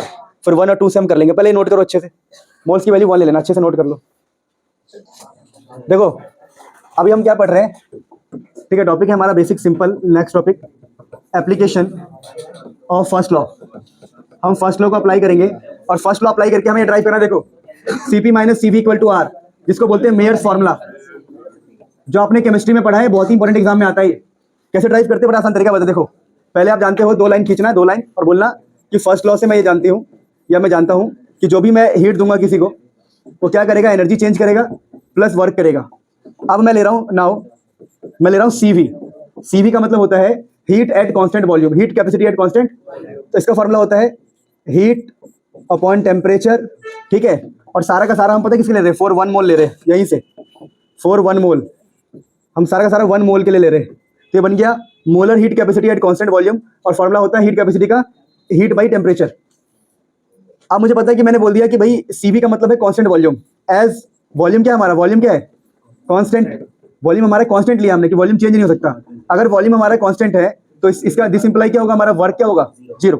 अगर प्यारे बच्चों वर्क 0 होगा तो ये खत्म हो गया, तो देयरफॉर हमें क्या मिलेगा, हमें मिलेगा कि हीट का वैल्यू जो है इंटरनल एनर्जी के बराबर होगा, किसके बराबर होगा, और हमने अभी पढ़ा है कि हीट का ये फॉर्मूला, यहाँ से हम हीट का फॉर्मूला निकालेंगे तो क्या आएगा, CV into delta T, CV into, सिर्फ हीट किसके बराबर आएगा, सीवी इंटू, तो सीवी इंटू डेल्टा टी हमारा एक फॉर्मूला बनके तैयार हो गया। मेरी बात समझे नहीं समझे, सीवी इंटू डेल्टा टी हमारा डेल्टा क्यू के बराबर हो गया। देखो दोबारा देखो, अगर मुझे यहाँ से हीट निकालना, इन दोनों को मल्टीप्लाई करूंगा, और वॉल्यूम कांस्टेंट होने पर वर्क 0 हो जाता है, मैंने बताया था कि वॉल्यूम चेंज नहीं होगा तो वर्क नहीं होगा, तो इसमें वर्क 0 हो गया, यानी ये और ये आपस में इक्वल हो गए, और फिर मैंने यहाँ से हीट की वैल्यू निकाल के यहाँ पुट कर दी, तो ये पहला इक्वेशन मेरा तैयार है। क्या कि डेल्टा यू का मतलब क्या होता है, समझ पा रहे हैं ना बात को, इसकी वैल्यू कितनी आई, CV delta T, CV delta T जो कि डेल्टा यू के बराबर है। तो इसको मैं ऐसे लिख दे रहा हूँ। अब अगले लाइन में आपको क्या लिखना, देखो टॉपिक का नाम है एप्लीकेशन ऑफ फर्स्ट लॉ, ये ड्राइव करना CV minus CV equal to R. अरे ध्यान दो इधर, अब हम बोलेंगे ऑल्सो, ऑल्सो हम ये जानते हैं कि एक होता है CP, heat capacity constant volume पे, और मोल कितने लिए हमने, 1 मोल है, तो फॉर्मूला ही निकल के आता है। ये सबको पता होता है, देखो मैं बार बार पीछे करवा नहीं सकता। Delta Q by delta T। तो यहाँ से अगर आप हीट निकालना चाहो तो हीट का फॉर्मूला क्या आएगा बताओ, CP इंटू डेल्टा टी। जैसे यहाँ से हीट का क्या आया था, CP into delta T, CP into delta T. अब हम बोलेंगे, देखो चुप हो जाइए अब, नाउ हम ये बोलेंगे कि फर्स्ट लॉ क्या होता है, फ्रॉम फर्स्ट लॉ, हम फर्स्ट लॉ से जानते हैं कि जो भी हमारा डेल्टा Q होगा वो डेल्टा U प्लस वर्क के बराबर होगा। अब मेरी बात सुनो, डेल्टा Q की वैल्यू यहाँ पे कितनी आ रही है बताओ, CP delta T। Delta U की वैल्यू आप पहले से जानते हो, डेल्टा U हीट के बराबर था, और हीट था CV इंटू डेल्टा T के बराबर। तो यहाँ पर क्या आ जाएगा, CV डेल्टा T, और ये W होता है pressure into change in volume. ठीक है, तो यहाँ से हम कुछ नहीं करेंगे, यहाँ से आप CP, ठीक है, एक काम करो, now from ideal gas equation जो इक्वेशन ऑफ स्टेट होता है, क्या होता है, PV इक्वल टू nRT। पर मोल्स कितने लिए हमने, मोल्स तो 1 लिए ना, तो n की वैल्यू 1 हो जाएगी, तो सिर्फ RT होगा, n मतलब मोल्स होता है। अब कुछ मत करो, therefore P into delta V R into delta T के बराबर होगा। समझे नहीं, यहाँ पे डेल्टा से मल्टीप्लाई किया, यहाँ पे डेल्टा से मल्टीप्लाई किया। अब इसको इक्वेशन 1 मान लो, इससे इक्वेशन 2 मान लो। अब कुछ भी मत करो, ड्राइव करने के लिए लिख दो फ्रॉम 1 and 2। 1 and 2 से क्या पता लगा, देखो CP डेल्टा T को सेम लिख दो, CP डेल्टा T रहेगा, CV डेल्टा T को भी सेम लिख दो, कोई दिक्कत नहीं है। जहाँ P इंटू डेल्टा V है, P इंटू डेल्टा V की जगह क्या लिख सकते हैं बताओ, P डेल्टा V की जगह पर R डेल्टा T, यहाँ पर जाएगा R डेल्टा T। समझे मेरी बात को, इसको सेम लिखा, इसको सेम लिखा, और P डेल्टा V की जगह पर ये लिख दिया हमने, जो हमने ड्राइव किया है अभी आइडियल गैस इक्वेशन से। फिर सोचो अगली बार में क्या होगा, डेल्टा T से डेल्टा T चला जाएगा, सारे चले जाएंगे, CP बचा यहाँ CV, तो आ गया CP minus CV equal to R, जो कि होता है मेयर्स फार्मूला। क्या होता है, मेयर्स फार्मूला। तुम्हें याद होगा केमिस्ट्री में मैंने 2 लाइन में ड्राइव करवाया था, केमिस्ट्री में 2 लाइन में ड्राइव हो जाता है ये, फिजिक्स में थोड़ा लंबा लेगा हम इसको, चाहे तो हम केमिस्ट्री के तरीके से भी कर सकते हैं, पर कोई बात नहीं। तो फटाफट लिख लो एप्लीकेशन ऑफ फर्स्ट लॉ, जिसमें मेयर्स फार्मूला ड्राइव करना होता है, फटाफट लिख लो। ध्यान दो, अब मेयर्स फार्मूला थोड़ा सा एग्जाम में आता ही आता है, तो हमने बोला कि भाई हमें फ्रॉम फर्स्ट एंड सेकंड से हमें क्या मिल जाएगा, CP minus CV equal to R, इसको मेयर्स फार्मूला कहते हैं। जहाँ R का मतलब पता नहीं क्या होता है, gas constant, universal gas constant, जिसकी ऐसा यूनिट में होती है 8.314 वैल्यू होती है, जूल पर केल्विन पर मोल में, है ना। अब ध्यान दो, इधर टॉपिक है अगला हमारे पास, different type of thermodynamics process. पहला है, मतलब यहाँ पर ध्यान रखना कि थर्मोडायनेमिक्स प्रोसेस पढ़ने में कि हीट को ध्यान में रखते हुए, टेम्परेचर को ध्यान में रखते हुए कितने प्रकार के प्रोसेस हो सकते हैं, उसको बोलते हैं हम थर्मोडायनेमिक प्रोसेस। अब ध्यान रखना, जनरली हमें खेलना किससे होता है, प्रेशर से, वॉल्यूम से, हीट से, टेम्परेचर से। और एक खास बात क्या है कि हम हर प्रोसेस के लिए एक चीज को कांस्टेंट रखेंगे। क्या बोला मैंने, हर प्रोसेस के लिए एक को कांस्टेंट रखते हैं, एक को। जैसे अगर टेम्परेचर कांस्टेंट हो, आइसोथर्मल, हीट एडियाबेटिक, याद है आप लोगों को ये सब आपने पढ़ा है ना, इस चैप्टर में इतना जोर देने वाली बात है नहीं। क्या देखो, तो पहला हम यही पढ़ रहे हैं, हमें 4 तरह के प्रोसेस पढ़ना है इस बार हमारे सिलेबस में। पहला है आइसोथर्मल प्रोसेस, दिख रहा है आप लोगों को, तो it is a thermodynamics process which occurs at what, at constant temperature. तो आइसोथर्मल किसे बोलेंगे, आइसोथर्मल जहां कांस्टेंट टेम्परेचर हो। अगर आपको याद हो थोड़ा बहुत, तो आपने ऐसे पढ़ा है, आइसो का मतलब होता है सेम, और थर्मल का मतलब होता है टेम्परेचर। तो ऐसा प्रोसेस जिसमें टेम्परेचर क्या हो, सेम, वो कहलाएगा आइसोथर्मल। पूरा केमिस्ट्री रिपीट हो रहा है, आइसो मतलब सेम, और आप जानते हो बार का मतलब क्या होता है, प्रेशर। तो ऐसा प्रोसेस जिसमें प्रेशर क्या रहे, सेम रहे। जैसे एग्जांपल क्या, देखो एग्जांपल क्या है कि एक ध्यान दो इधर, एग्जांपल ये है, मैंने एक ग्लास को उठाया, या फिर एग्जांपल ये हो सकता है कि एक ऐसा प्रोसेस है, जैसे मैं कह रहा हूं, देखो सुनो, मैंने कहा कि इसमें गैस भरा हुआ है, गैस, ये गैस भरा हुआ है, और मैंने कुछ किया, मैंने दबा दिया, मान लो इसको, इस पिस्टन को दबा दिया, पिस्टन को, और मैंने क्या देखा, गैस का टेम्परेचर चेंज ही नहीं हुआ। इसका मतलब जो भी मैंने प्रोसेस किया है वो आइसोथर्मल है। गैस को मैंने दबाया और टेम्परेचर चेंज, इसका मतलब प्रोसेस कैसा है, आइसोथर्मल। बस ये अगला क्या, आइसोबारिक प्रोसेस। मतलब ऐसा है कि मैं कुछ कर रहा हूं पर यहाँ पर प्रेशर चेंज नहीं हो रहा। जैसे मैं एक पानी को मैं बर्फ बना रहा हूँ, तो कांस्टेंट प्रेशर पे बनता है, 1 एटमॉस्फेरिक प्रेशर पे बनता है वो, तो प्रेशर कांस्टेंट है, क्या कहलाएगा वो, आइसोबारिक प्रोसेस। वैसे होता है आइसोकोरिक, तो कोर का मतलब होता है, बोलते हैं ना कि इनर ऑफ माई कोर, ऐसा बोलते हैं ना कुछ, कोर का मतलब होता है वॉल्यूम, तो आइसो मतलब सेम, तो एट कांस्टेंट वॉल्यूम। ऐसा प्रोसेस जो कांस्टेंट वॉल्यूम पे हो, CONT का मतलब हमेशा कांस्टेंट होता है, ठीक है ना। तो ऐसा प्रोसेस जो कांस्टेंट वॉल्यूम पे हो उसको हम बोलते हैं आइसोकोरिक प्रोसेस। क्या बोलते हैं, वैसे ये इंपॉर्टेंट है एडियाबेटिक। देखो एग्जाम में कौन सा आएगा, मैं क्लियर कर दूं, आइसोथर्मल और एडियाबेटिक, इनमें से जैसे मैं अगर पेपर देखना स्टार्ट करूं 2000 से, 2023 तक का, तो हर साल आया इनमें से एक।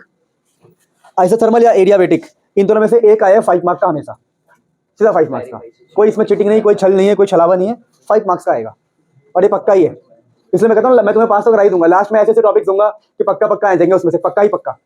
तो वही वाली बात है, आइसोथर्मल हो गया या आइसोकोरिक हो गया, तो सारा समझ लिया हमने। आप देखो आइसो बारिक, एडियाबेटिक समझते हैं। देखिए एडियाबेटिक ऐसा प्रोसेस होता है जिसमें हीट का एक्सचेंज अलाउड नहीं होता। मतलब क्या है, इसके अंदर गैस भरा हुआ है, आप कुछ भी कर लो, इसके अंदर आप अंदर से बाहर हीट नहीं कर सकते, बाहर से अंदर हीट नहीं कर सकते, हीट का एक्सचेंज बिल्कुल अलाउड नहीं है। जो मर्जी कर लो, लेकिन हीट ना एक्स्ट्रा आएगा ना जाएगा, कुछ भी नहीं हो सकता। तो जब एडियाबेटिक प्रोसेस उसे कहते हैं, ऐसा process in which there is no exchange of heat energy between system and surrounding. System से सराउंडिंग के बीच में कोई हीट का चेंज नहीं होगा, यानी यहाँ पे डेल्टा क्यू जीरो होगा या डी क्यू क्या होगा, हमेशा जीरो, तो हीट का चेंज नहीं होगा। तो 4 तरह के प्रोसेस से पहला में स्टार्ट करेंगे isothermal, please note it down, फिर हम आगे बढ़ेंगे। सो हमने कहा था कि 4 प्रोसेस पढ़ने हैं। देखो वैसे इस चैप्टर में ज्यादा मजा क्यों नहीं आ रहा पता है, क्योंकि ये चैप्टर है ही नहीं मजे वाला। जैसे थर्मल में बहुत मजा आया था, अनलिमिटेड मजा। इसमें ये है कि थ्योरी चल रही है अभी, न्यूमेरिकल वाले पार्ट पे भी नहीं आए हम। मतलब न्यूमेरिकल तो इसमें डेरिवेशन आती है जनरली इस चैप्टर में। सुना मेरी बात। अब इसके बाद जो चैप्टर है केटीजी, उसमें भी कम मजा आएगा, लेकिन ऑसिलेशन और वेव में बहुत मजा आने वाला है। उसमें गिटार है, तो ऑर्गन पाइप्स है, और बहुत सारी बातें नई जो सीखने को मिलेगा वेव में भी, ऑसिलेशन में भी। ठीक है, तो वही मेरी बात सुनो यहाँ पर, देखो ध्यान से।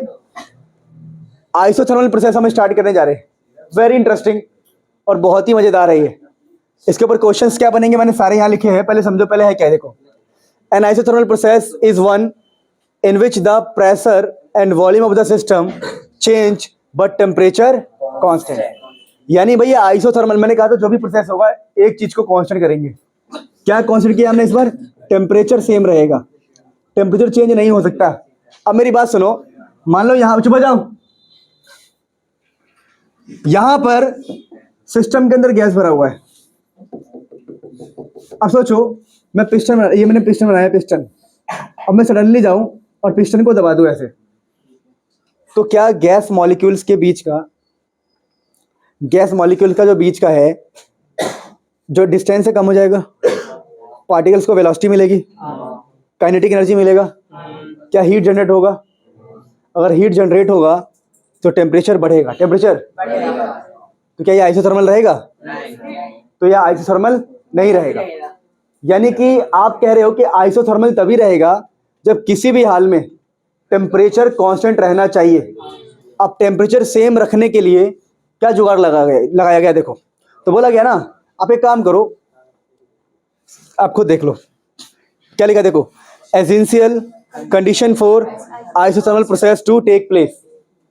ये नहीं कि गए पिस्टन को एकदम से दबा दिया, ये कर दो कर। देखो पहली बात क्या, the walls of the container must be perfectly conducting to allow the free exchange of heat between the system and.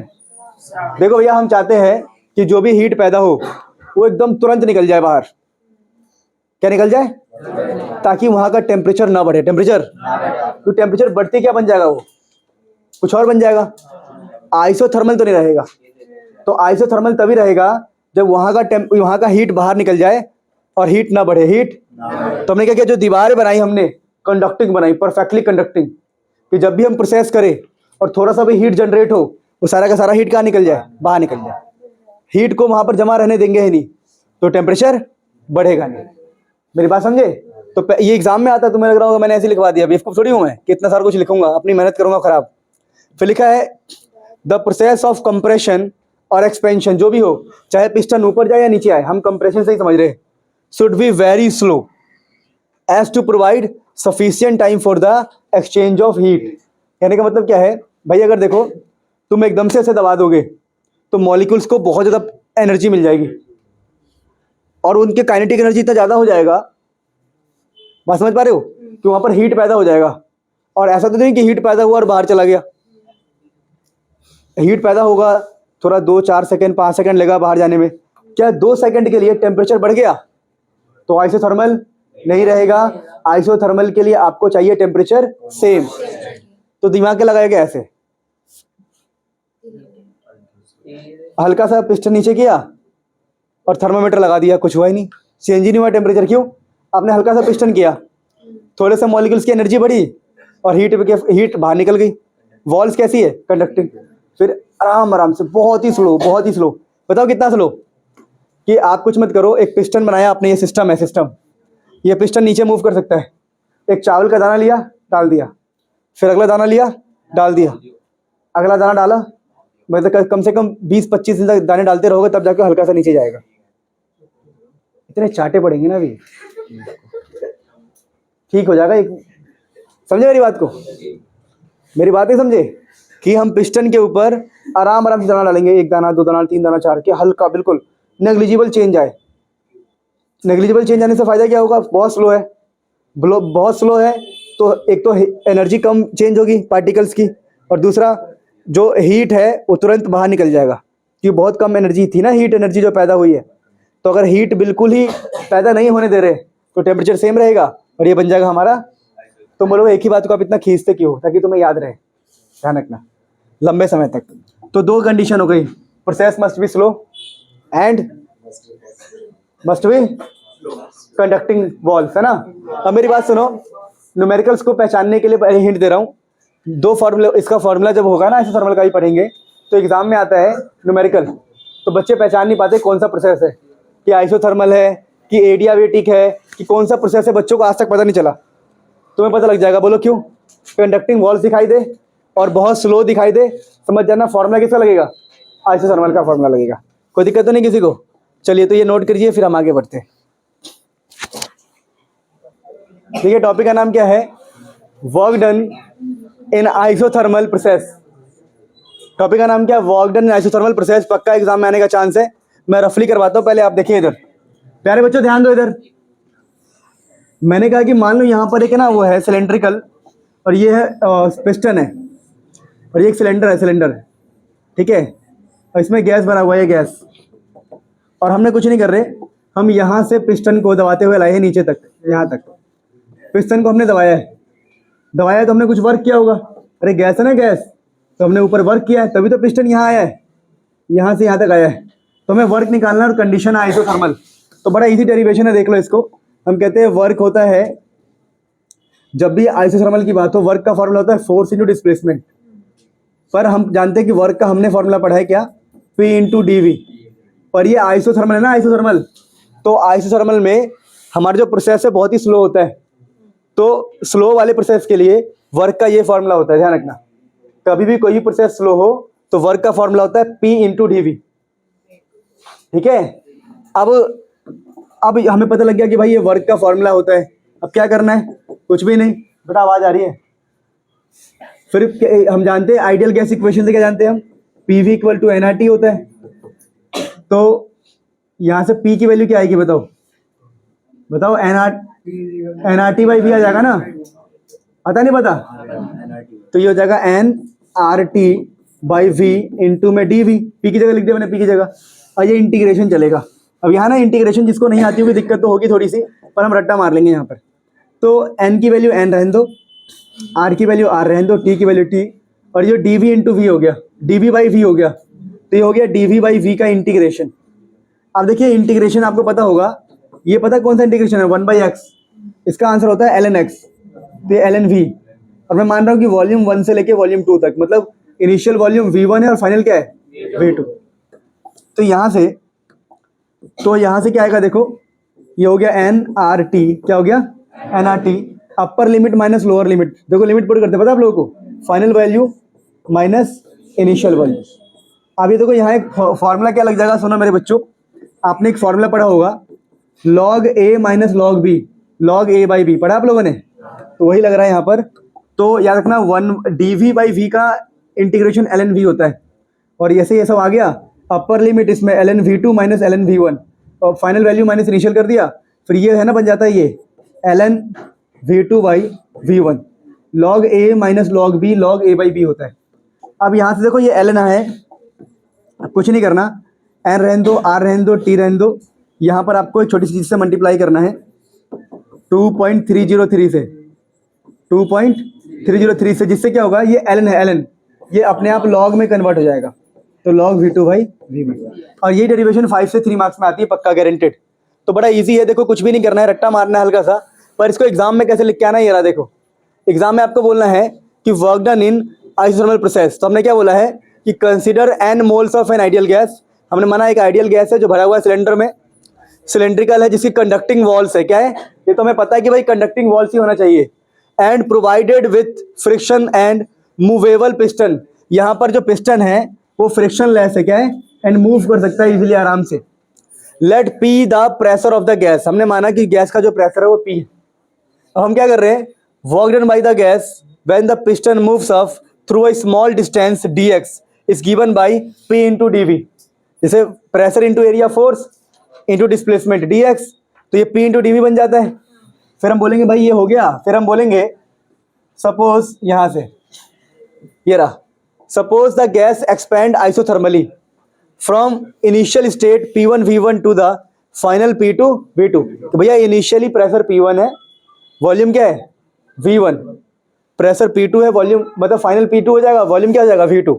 तो हम कहेंगे टोटल वर्क डन होगा work done P into D और इंटीग्रेशन कहाँ से करना है, V1 से लेके V2 तक। ये लिमिट होती है, लिमिट कि भैया हमें V1 से V2 तक जाना है।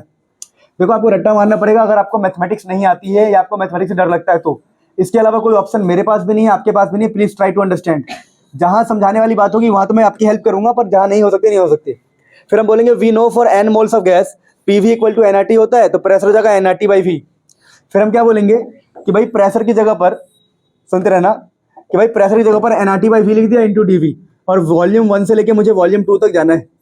और जो वर्क डन है ये आइसोथर्मल, इसलिए मैंने आइसो लिख दिया।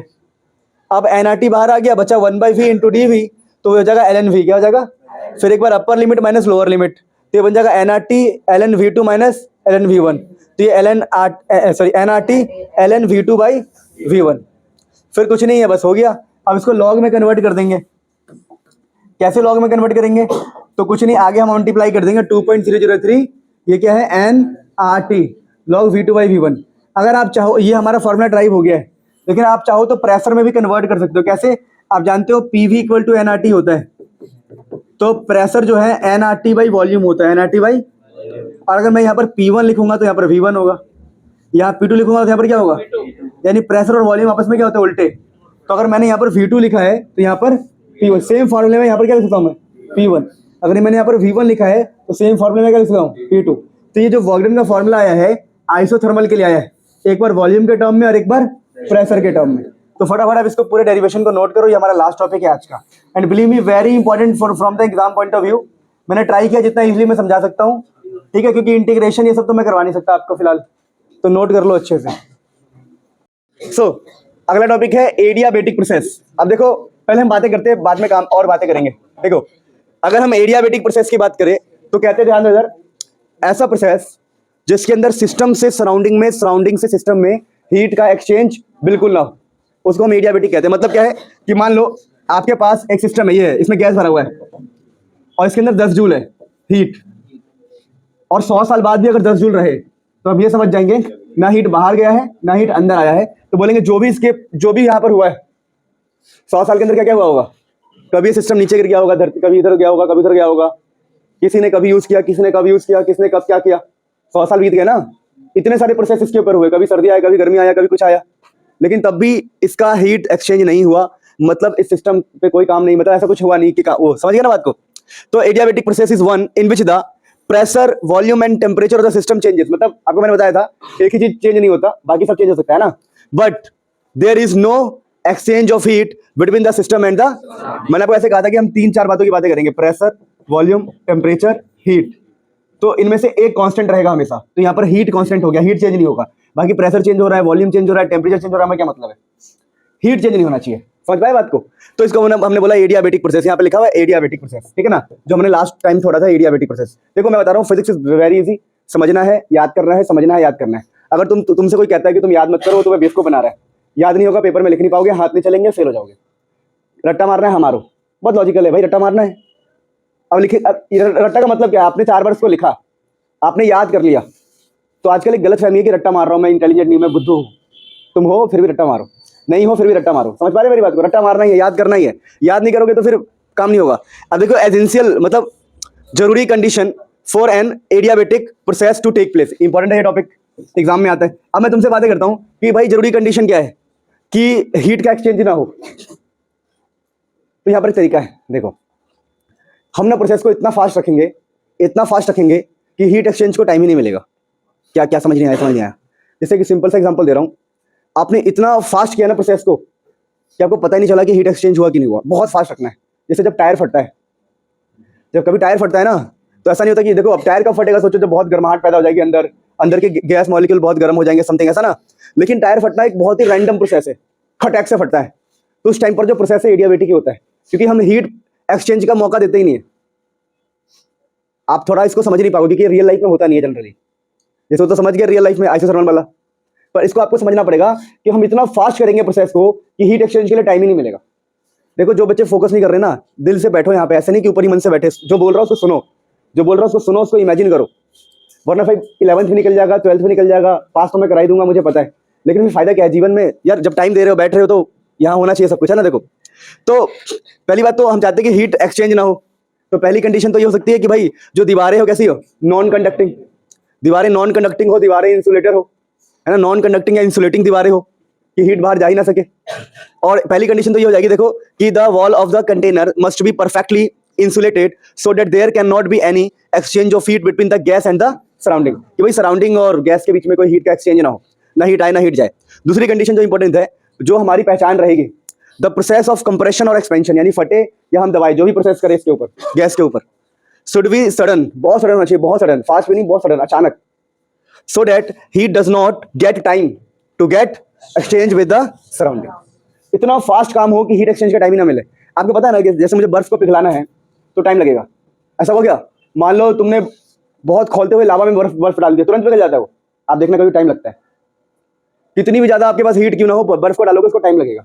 ऐसा नहीं होगा कि झट से हो गया, एकदम खट से हो गया, ऐसा नहीं होता कभी भी। हीट एक्सचेंज के लिए क्या चाहिए होता है? टाइम। अगर मैंने टाइम ही छीन लिया तो हीट एक्सचेंज नहीं होगा। तो हम एडियाबेटिक में क्या करते हैं, हीट एक्सचेंज को बिल्कुल जीरो कर देते हैं, टाइम छीन के, बिल्कुल इतना फास्ट करते हैं ना प्रोसेस को, बस काम हो जाता है। तो इसको आप पहले नोट करो, फिर हम आगे बढ़ेंगे। नोट करता कैसे है, नोट कैसे करते हैं, याद करते हुए साथ साथ, ठीक है, फटाफट नोट करो। अब देखो, मेन यहां से एग्जाम में पक्का आने का चांस है, adiabatic relation between PV, pressure और वॉल्यूम में रिलेशन क्या होता है। देखो, तो जब भी एक एडियाबेटिक प्रोसेस होता है तो ध्यान रखना, प्रेशर इंटू वॉल्यूम की पावर गामा हमेशा एक कांस्टेंट होता है। क्या होता है? जैसे मैंने कहा, प्रेशर इंटू वॉल्यूम, और इसकी पावर है मान लो 3, गामा मतलब कोई कांस्टेंट है, और इसकी वैल्यू मान लो 11 आ रही है। तो जब भी कोई एडियाबेटिक प्रोसेस होगा तो हमेशा वैल्यू 11 ही रहेगी।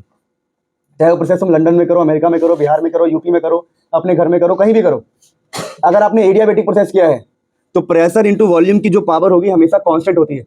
अगर एक बंदे ने एक्सपेरिमेंट किया, उसकी वैल्यू 11 आई, तो पूरे यूनिवर्स में हर जगह 11 ही होगी।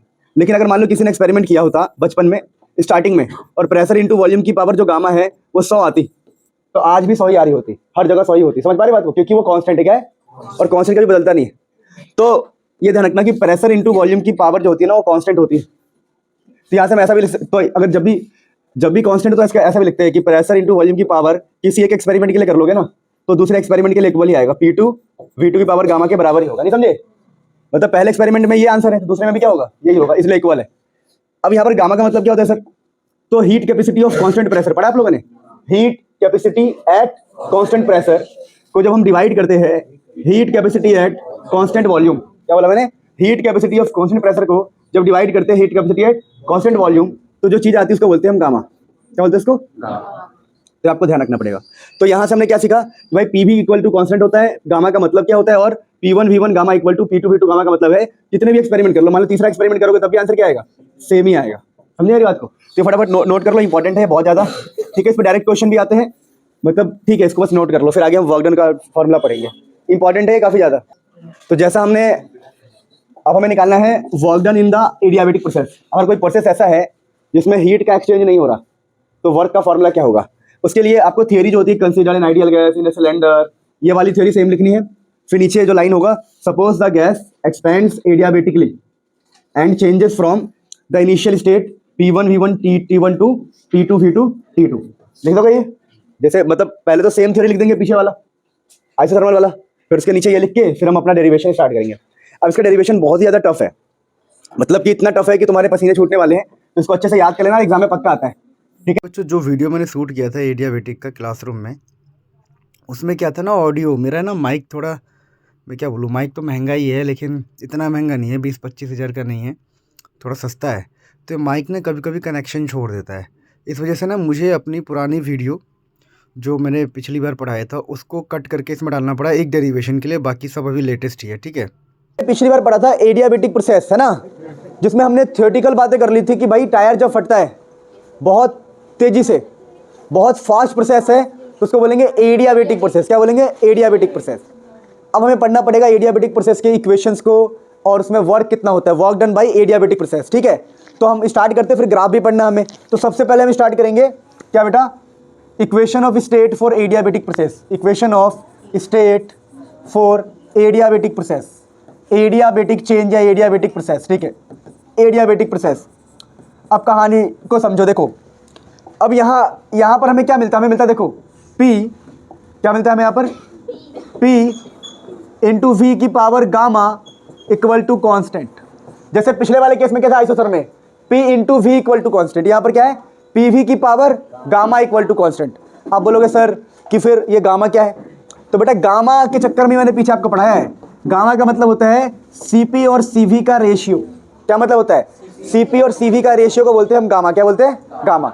तो जब भी आप CP निकालोगे किसी के लिए, मतलब एक्सपेरिमेंट करोगे, कांस्टेंट प्रेशर पे हीट करोगे, उस हीट की वैल्यू को लोगे, फिर कांस्टेंट वॉल्यूम पे हीट करोगे, उसकी वैल्यू को लोगे, और दोनों को डिवाइड करोगे तो कुछ आंसर आएगा, तो उसको बोलते हैं हम gamma, the ratio of CP and CV। अब गामा की वैल्यू कभी 1.4 भी आ सकती है, कभी 1.7, कभी 1.3, क्योंकि रेशियो है ना ये, तो अलग अलग वैल्यू आएगी। जो यहाँ पर पुट करेंगे तो P इंटू वी की power gamma equal to constant. तो यह equation of state for adiabatic process. अगर कांस्टेंट का मतलब क्या है कि एक बार अगर मैं लिखूंगा P1 V1 की पावर गामा, तो अगली बार लिखूंगा P2 V2 की पावर गामा, और अगली बार लिखूंगा P3 V3 की पावर गामा, और सभी इक्वली रहेंगे, कुछ ना कुछ फिक्स वैल्यू आएगी। मैंने कहा एक बार P1 V1 की पावर 10 है, तो अगली बार एक्सपेरिमेंट करूंगा तो P2 V2 की पावर गामा इक्वल टू क्या आएगा 10। अगली बार एक्सपेरिमेंट करूंगा तो P3 V3 की पावर की भी क्या आएगा, मतलब कि पावर गामा इक्वल टू 10। तो हर बार आंसर हमें सेम मिलने वाला है। इसका ये मतलब होता है equation of state for adiabatic process. क्या बात समझ में आ गया? यानी यहां से मैं अपने मन में अपने पास एक चीज रख लेता हूं, पता है क्या, देखो ये P1 V1 की power gamma equal to constant, P2 V2 की power gamma equal to constant. कोई दिक्कत है किसी को, कोई प्रॉब्लम किसी को नहीं ना? फिर हम आगे पढ़ेंगे बेटा इसके बारे में। ठीक है, तो आगे हम पढ़ेंगे बेटा वर्क डन इन एडियाबेटिक प्रोसेस। क्या पढ़ेंगे? वर्क डन इन एडियाबेटिक प्रोसेस। आप लोगों ने लिख लिया? ये नहीं लिखा किसी ने तो लिखो इसको फटाफट, किस बात का इंतजार है ना बेटा। अब हम पढ़ेंगे वर्क डन इन एडियाबेटिक प्रोसेस। जैसे आइसोथर्मल पढ़ा था, आइसोथर्मल की इक्वेशन पढ़ी थी, फिर उसके बाद क्या पढ़ा था हमने, उसका वर्क डन। तो अब हम पढ़ेंगे वर्क डन इन क्या प्रोसेस, एडियाबेटिक। तो लिखो वर्क, लिखेंगे वर्क डन, वर्क डन इन एडियाबेटिक प्रोसेस। ये बड़ा आसान टॉपिक है, मजेदार टॉपिक है, एडियाबेटिक प्रोसेस। ठीक है, इसको ईमानदारी से पढ़ना, और मैं बोल रहा हूँ most important topic for exam point of view, most important topic, most important topic for exam point of view. अब इसमें क्या होता है, अब वर्क डन इन एडियाबेटिक प्रोसेस में क्या होता है, कुछ कुछ बातें बेटा। एडियाबेटिक प्रोसेस में हीट का एक्सचेंज होगा जीरो, हीट का एक्सचेंज क्या होगा, जीरो। तो डेल्टा क्यू होगा जीरो बेटा, न सिस्टम के अंदर हीट आएगा न सिस्टम से बाहर हीट जाएगा। क्या ये बात सबको पता है? दूसरा क्या, फास्ट या स्लो, तो process should be very fast. Fast क्यों? ताकि हीट एक्सचेंज को टाइम ना मिले। बात समझ पा रहे हो? अच्छा, तो इसके लिए हम सिस्टम कैसा बनाएंगे, इसके लिए सिस्टम हम ऐसा बनाएंगे कि भाई मान लो यहाँ पर एक पिस्टन है, सिलेंडर है, जो भी है ना, एक सिलेंडर है, यहाँ पर पिस्टन लगा हुआ है, पिस्टन क्या लगा हुआ है, पिस्टन। और जो दीवारें हैं वो कैसी है बेटा, इंसुलेटेड, परफेक्टली इंसुलेटेड। दीवारें इंसुलेटेड क्यों होना चाहिए, ताकि हीट का एक्सचेंज बिल्कुल ना हो, हीट का एक्सचेंज बिल्कुल ना हो। फिर हमने क्या किया, फिर हमने इसके अंदर कुछ भी भर दिया, मान लो गैस, क्या भर दिया हमने। अब बताओ, गैस कुछ ना कुछ प्रेशर लगाएगी, कुछ ना कुछ प्रेशर। अगर गैस कुछ ना कुछ प्रेशर लगाएगी तो कुछ समय बाद क्या पिस्टन ऊपर मूव कर जाएगा, अगर हमने ऊपर जगह छोड़ रखी है मूव करने लायक। तो मान लो पिस्टन चला गया DX, तो चला गया, अगर DX चला गया, some work is done by the gas, कुछ ना कुछ वर्क तो किया। ये वर्क एडियाबेटिक वाला कहलाएगा। रीजन क्या है, यहाँ पर दीवारें कैसी है, इंसुलेटिंग, और प्रोसेस कैसा हो रहा है। वैसे देखो हम इंटीग्रेशन मेथड यूज करेंगे। ठीक है, मेन कंडीशन आपको पता लग गया कि हीट का एक्सचेंज क्या होना चाहिए, जीरो, कोई दिक्कत तो नहीं है। अब हमने बोला भाई अब कैसे करोगे, अब वर्क कैसे निकालोगे एडियाबेटिक प्रोसेस में, तो लंबी कैलकुलेशन है। उसके लिए आपको लेट वेट करना आना चाहिए। कैसे, let a cylinder having piston, let the n mole of gas is filled. कितने मोल्स गैस भरे हमने? n mole. कितने मोल माने हमने? n mole gas is filled. समझ में आ गया? फिर the cylinder is pure perfectly क्या insulated. Let the gas apply some pressure and there is some displacement dx. तो ये सारी बातों को इंग्लिश में लिखना होता है. Late the initial condition of system is P1 V1. Final condition क्या होगा? तो फाइनल हो जाएगा भाई P2 V2. अगर टेम्परेचर पहले T1 है ना, तो बाद में क्या होगा? तो ये सब लिखने की जरूरत नहीं थी. जनरली हम प्रेशर वॉल्यूम से ही काम कर लेते हैं. ठीक है, हम क्या बोलेंगे? Let the initial pressure is P1 V1, final is P2 V2. At some instant work is given by this. तो मैं लिखूँ कि आप कर लोगे खुद से? क्या सेम आप कॉपी कर लोगे पिछले लेक्चर का? या चलो एक पल के लिए अगर मुझे लिखना है, अगर बहुत फास्ट लिखना है तो देख लो. Let n number of moles of gas is filled. Number of moles of gas is filled as shown in figure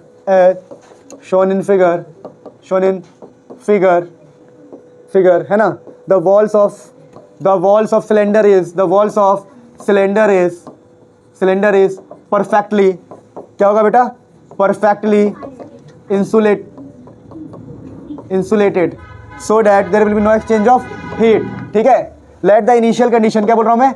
let the initial condition initially pressure is P1, volume is V1 and finally क्या हो जाएगा?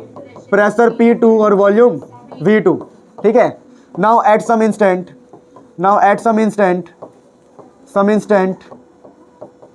let displacement is dx. displacement क्या हो जाएगा? dx. hence work कितना होगा? hence work जो होगा वो हो जाएगा बेटा dw. क्या हो जाएगा?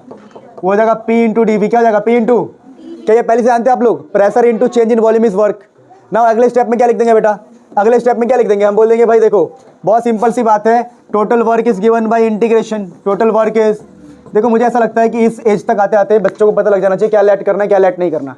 जो दिख रहा है उसी को लेट करना होता है. Let n number of moles, let the walls are perfectly insulating, let the initial condition is P1 V1 and finally it goes to P2 V2. let some instant displacement is dx, so work done is dw. तो dw क्या होगा? P into dv. now total work is given by integration, तो w क्या हो जाएगा? Integration of P into dv. P into, अब pressure कहाँ से लाए भाई? अब प्रेशर कहाँ से लाए? और लिमिट जा रही है V1 से V2. तुम्हें पता है नाउ हम जानते हैं, क्या जानते हैं बेटा?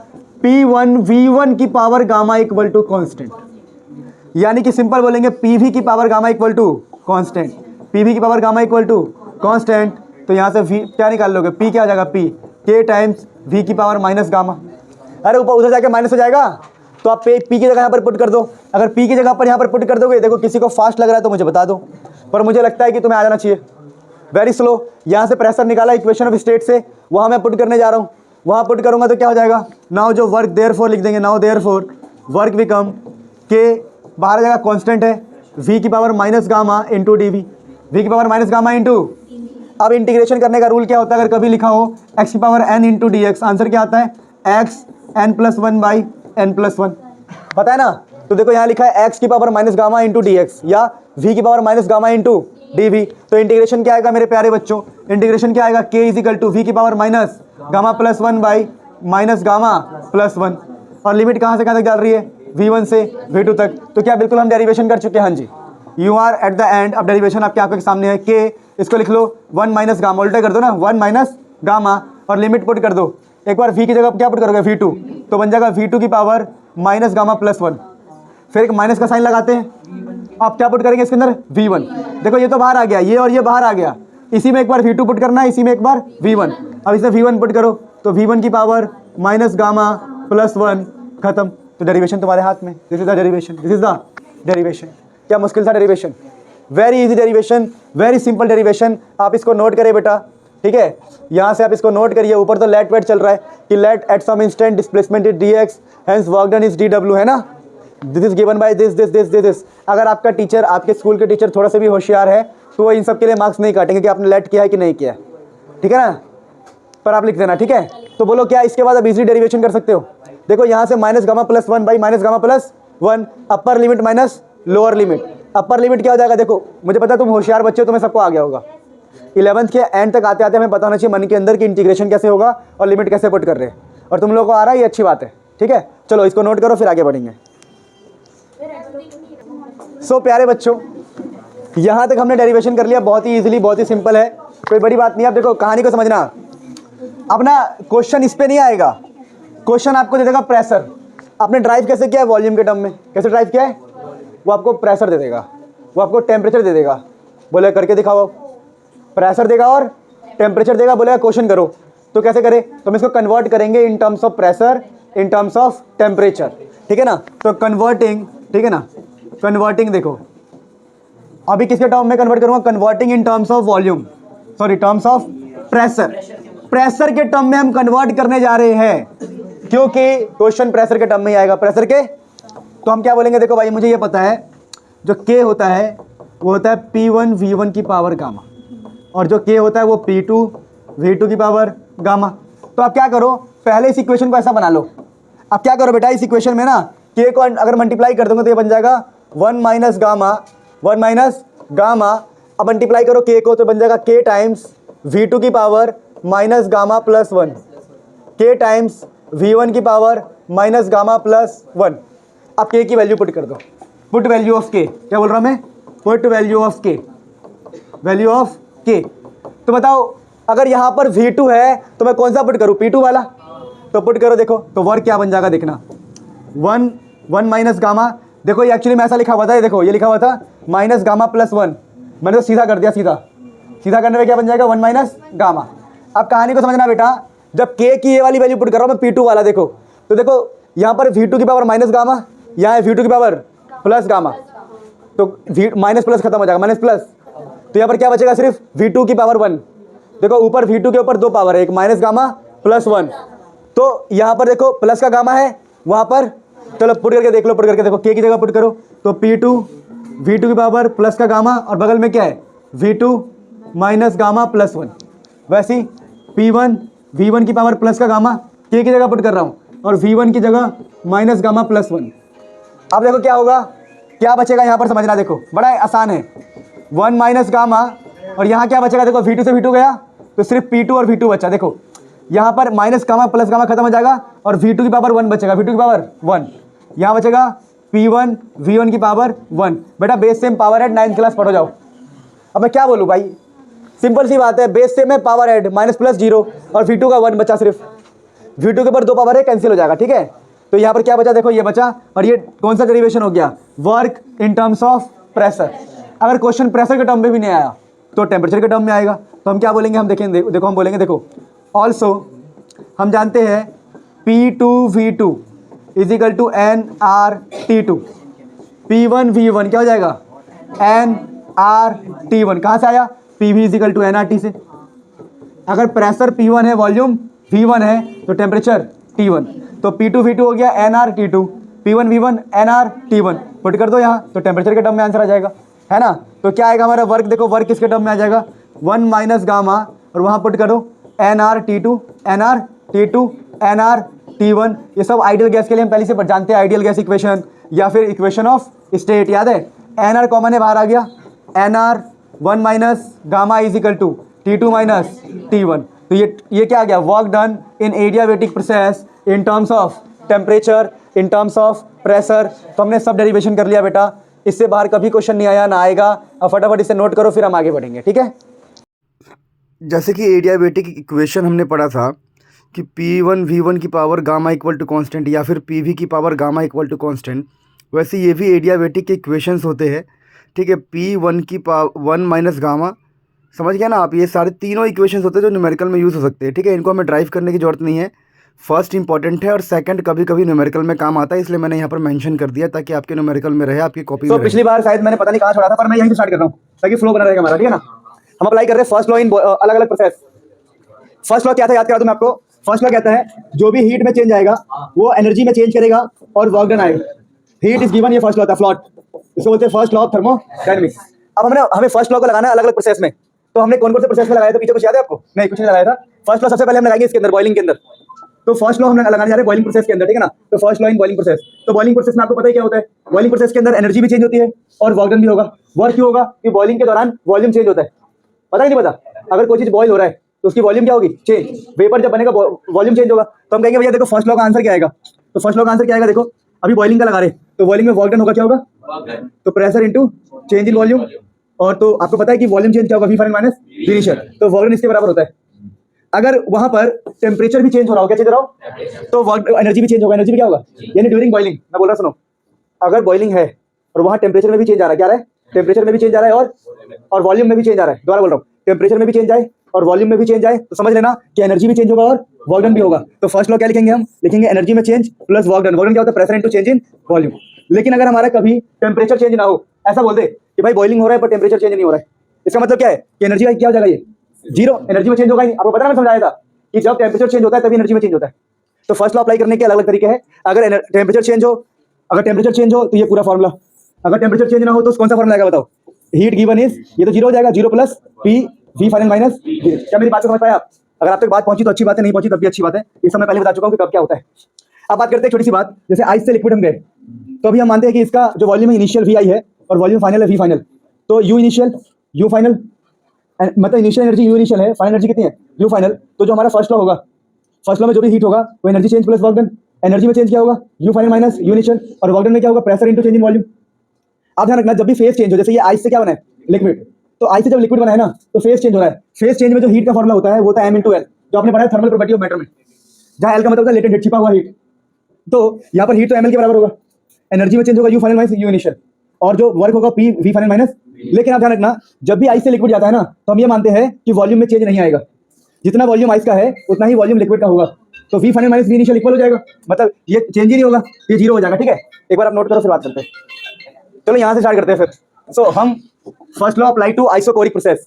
अगर आइसोकोरिक की बात करें तो उसमें चेंज इन वॉल्यूम जीरो होता है, पता है आपको, वॉल्यूम सेम होता है आइसोकोरिक में, तो वर्क डन क्या हो जाएगा, वर्क डन जीरो होगा। तो फर्स्ट लॉ था हीट एनर्जी वर्क, जिसमें वर्क जीरो हो गया तो हीट किसके बराबर आ गया, चेंज इन एनर्जी के बराबर। तो ये लिखा हुआ है कि जब आइसोकोरिक प्रोसेस होता है ना तो एंटायर हीट गिवन और taken from the system goes to change in its internal energy. यानी भाई साहब अगर आइसोकोरिक प्रोसेस होगा तो वर्क नहीं होगा, वर्क, और फर्स्ट लॉ कहता है heat is equal to energy plus work. अब वर्क तो है नहीं, जो भी हीट होगा एनर्जी को चेंज करेगा, बस यही बात है। फिर अगर देखो first law apply to cyclic process, देखो अब साइक्लिक प्रोसेस में क्या होता है, साइक्लिक प्रोसेस में ना बॉडी इनिशियल कंडीशन में लौट के आता है। जैसे मैंने कहा एक बाल्टी पानी को हमने गर्म कर दिया और उसको कमरे में छोड़ दिया, तो 10 घंटे बाद दोबारा क्या होगा बताओ, दोबारा वैसे हो जाएगा। तो जब बॉडी की एनर्जी मान लो मतलब अपने इनिशियल स्टेट में लौटा है, मतलब बताओ क्या गर्म पानी की एनर्जी में तो चेंज आएगा कि नहीं, पहले एनर्जी 10 था, हमने गर्म करके 20 कर दिया, कितना कर दिया, तो ठंडा करके दोबारा 10 कर दिया।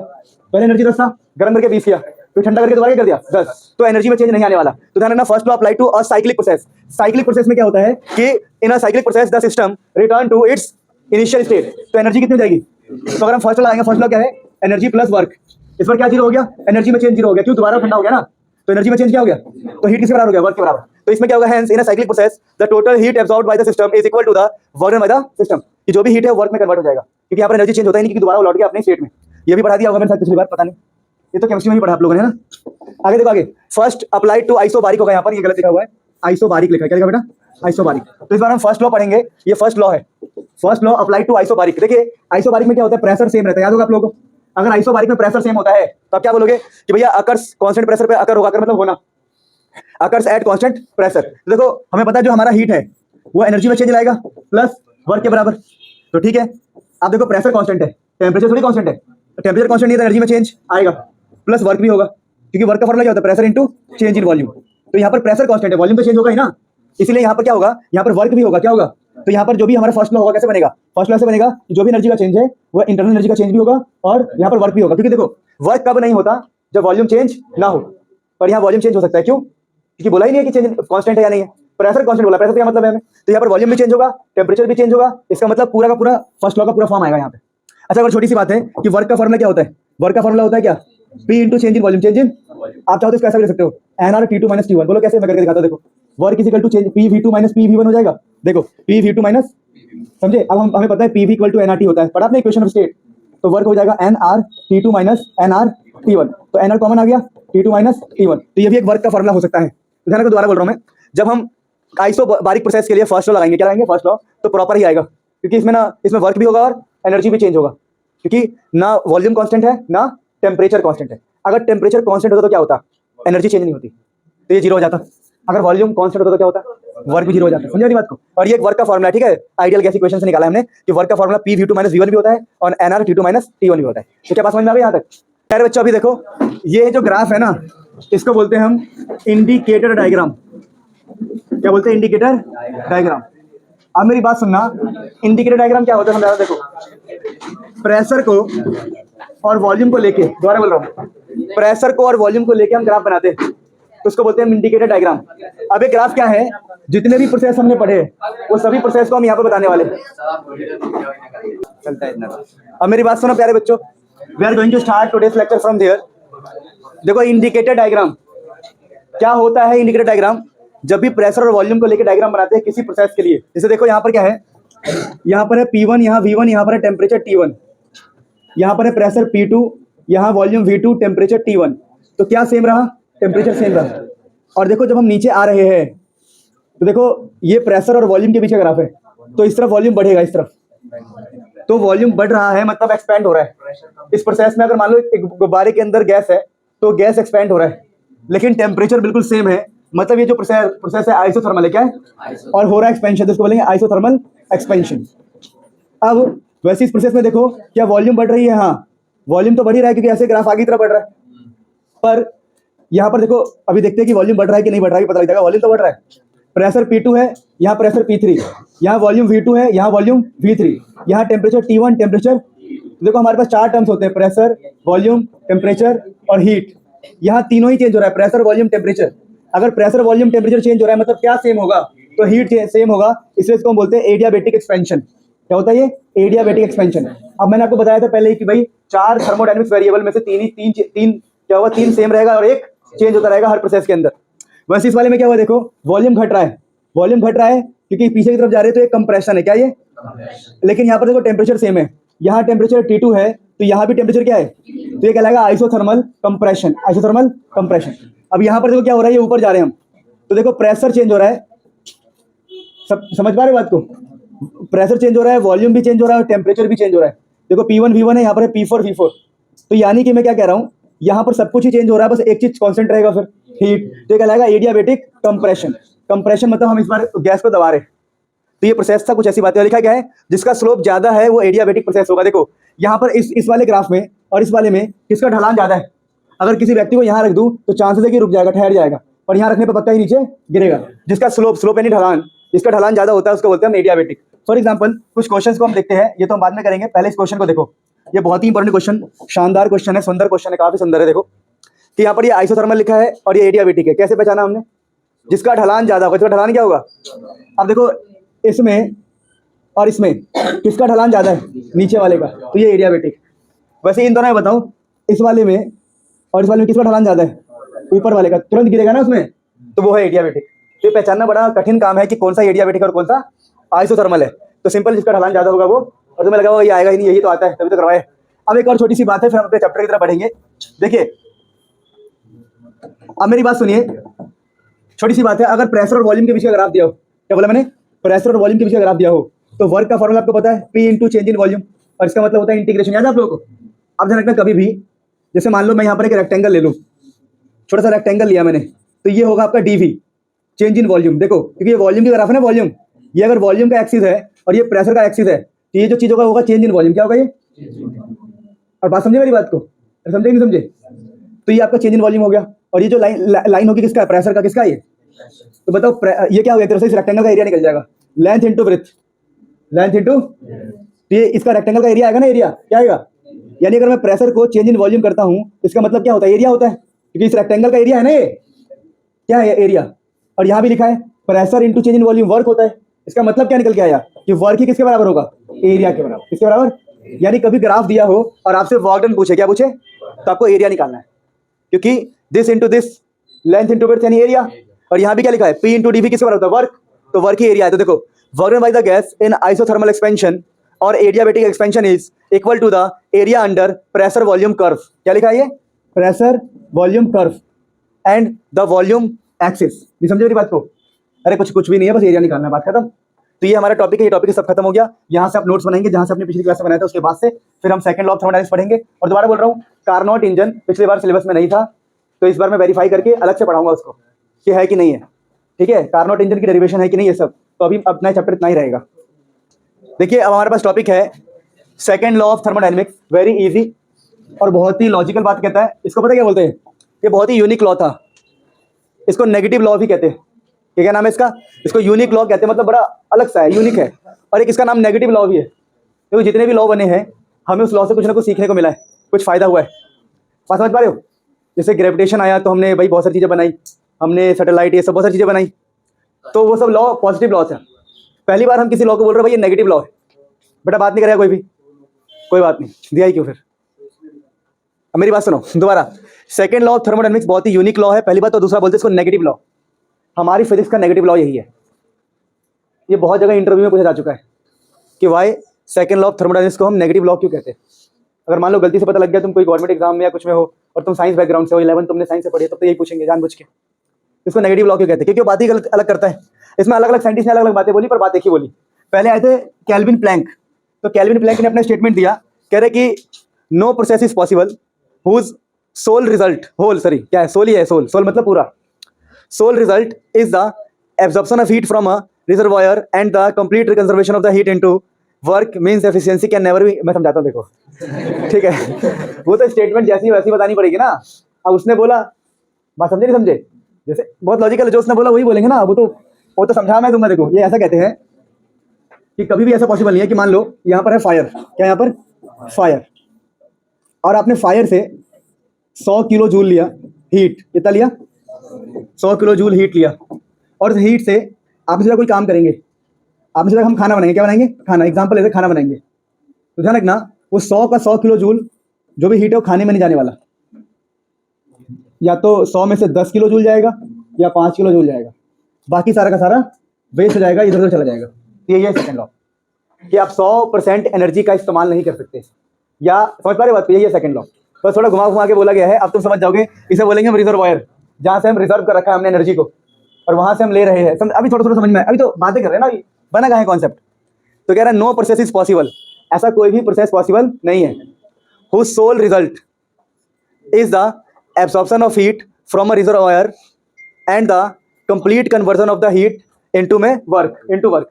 यानी ऐसा कोई भी प्रोसेस पॉसिबल नहीं है जिसका आपको सोल रिजल्ट मिलने वाला है। यानी ऐसा कि जिसका आप रिजर्वायर से हीट लो, उस हीट का 100% अपने काम में लगा दो, नहीं हो सकता।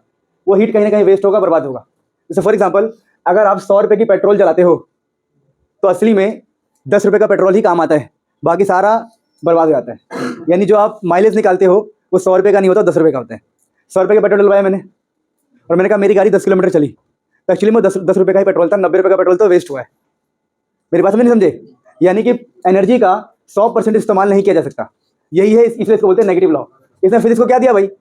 एक डिमोटिवेशन दिया कि यू कांट यूज एनर्जी, आप 100% इस्तेमाल कर नहीं सकते, वो वेस्ट होगा। इसलिए इसको नेगेटिव लॉ कहते हैं, कि इसने डिमोटिवेशन दिया। इससे पहले क्यों, देखो समझाता हूँ। ये बात है 1700 कुछ की, एक साइंटिस्ट पैदा हुए थे, नहीं मेरे को याद नहीं है, 1700 कुछ की बात है, याद होता तो मैं खुल के बोलता, याद नहीं है। एक साइंटिस्ट पैदा हुए और 1800 कुछ में मर गए, 36 की एज में मर गए थे। क्लोरिया, किससे? एक बीमारी होती है, क्या होता है? क्लोरिया करके कुछ, कोलेरा जो भी होता है। तो मेरी बात सुनो, उस टाइम पर क्या था, उस टाइम पर लोग क्या कर रहे थे, एक ऐसा इंजन बना रहे थे। इंजन तो बन के तैयार था गाड़ी चलाने के लिए, पर उस इंजन में तुम पेट्रोल डालो 5 लीटर और चल रहा है 1 किलोमीटर, तो लोग बड़े परेशान थे। इंजन की एफिशिएंसी बड़ी खराब थी, बहुत ज़्यादा फ्यूल लग रहा था, बहुत ज़्यादा कोयला लग रहा था, कोयला से चलाओ तो कोयला बहुत लग रहा है। तो लोग ना इंजन को डिजाइन करने का प्रयास कर रहे थे कि अगर हम 10 किलो कोयला डालेंगे तो पूरा का पूरा एनर्जी इस्तेमाल करेंगे। पूरे 10 किलो कोयला है तो 10 किलो कोयला इस्तेमाल होना चाहिए गाड़ी को चलाने में, ये नहीं कि 10 किलो डाल रहे और चल रहा है सिर्फ 1 किलो के बराबर। तब ये बंदा आया, इसने बोला बस कर भाई, नहीं बनने वाला। You can't make a ideal engine जो 100% एनर्जी का यूज करे। तो इसने बोला, बात समझ पा रहे हो? पर और इनकी खोज, अब उस टाइम उन पर ध्यान नहीं दिया, जिसकी मैं बात, इनकी बात ही कर रहा हूं मैं। तो उस टाइम पर लोगों ने ध्यान नहीं दिया, जो साइंटिस्ट थे उस टाइम के। जब वो मर गए तो कुछ साल बाद पता लगा, हाँ भाई कोशिश करके देख लिया, नहीं बन रहा, कोशिश करके देख लिया, नहीं बन पा रहा। तो सेकंड लॉ ऑफ थर्मोडायनामिक्स यही कहता है कि आप ऐसा कोई इंजन नहीं बना सकते या ऐसा कोई मशीन नहीं बना सकते जो 100% आपकी एनर्जी का इस्तेमाल करते वर्क में। आपने कोई एनर्जी दिया, जैसे मैंने कहा देखो, मैंने एक सेब खाया, मुझे एनर्जी मिली, तो क्या पूरा एनर्जी में किसी काम में लगा सकता हूँ? नहीं लगा सकता, समझे? ऐसा ही कुछ है, तो वही वाली बात है। तो ये स्टेटमेंट समझ में गया? कैल्विन प्लैंक की स्टेटमेंट एग्जाम में आता है, राइट? कैल्विन प्लैंक की स्टेटमेंट, क्लॉसियस स्टेटमेंट लिख के दिखाओ। क्लॉसियस ने क्या बोला देखो, no process is possible whose, क्या लिखा है ये? Whose sole result is the transfer of heat from a colder object to a hotter object. ये समझे? ये भी थोड़ी नेगेटिव बातें ही कहता है। ये कहता है कोई भी ऐसा प्रोसेस पॉसिबल नहीं है कि ठंडी जगह से गर्म जगह पर हीट को भेज सको तुम। कितना ये लॉजिकल है, मेरी बात नहीं समझे? आपने ये पढ़ा है ना कि गर्म से ठंडी जगह पर हीट का फ्लो होता है। सेकंड लॉ कहता है, जिसमें हमारे स्टेटमेंट कौन दे रहा है, क्लॉसियस, कि भैया ऐसा कोई भी प्रोसेस पॉसिबल नहीं है, no process is possible whose sole result is, जिसका रिजल्ट ये हो कि ट्रांसफर ऑफ हीट फ्रॉम, मतलब मेन तो यही बात है जो बोल रहा है, transfer of heat from a colder object to a hotter. Cold से हॉट की तरफ आप हीट का ट्रांसफर नहीं कर सकते, कुछ भी हो जाए। तो बहुत लॉजिकल बात है। तो क्या ये नेगेटिव बात है कि पॉजिटिव बात है?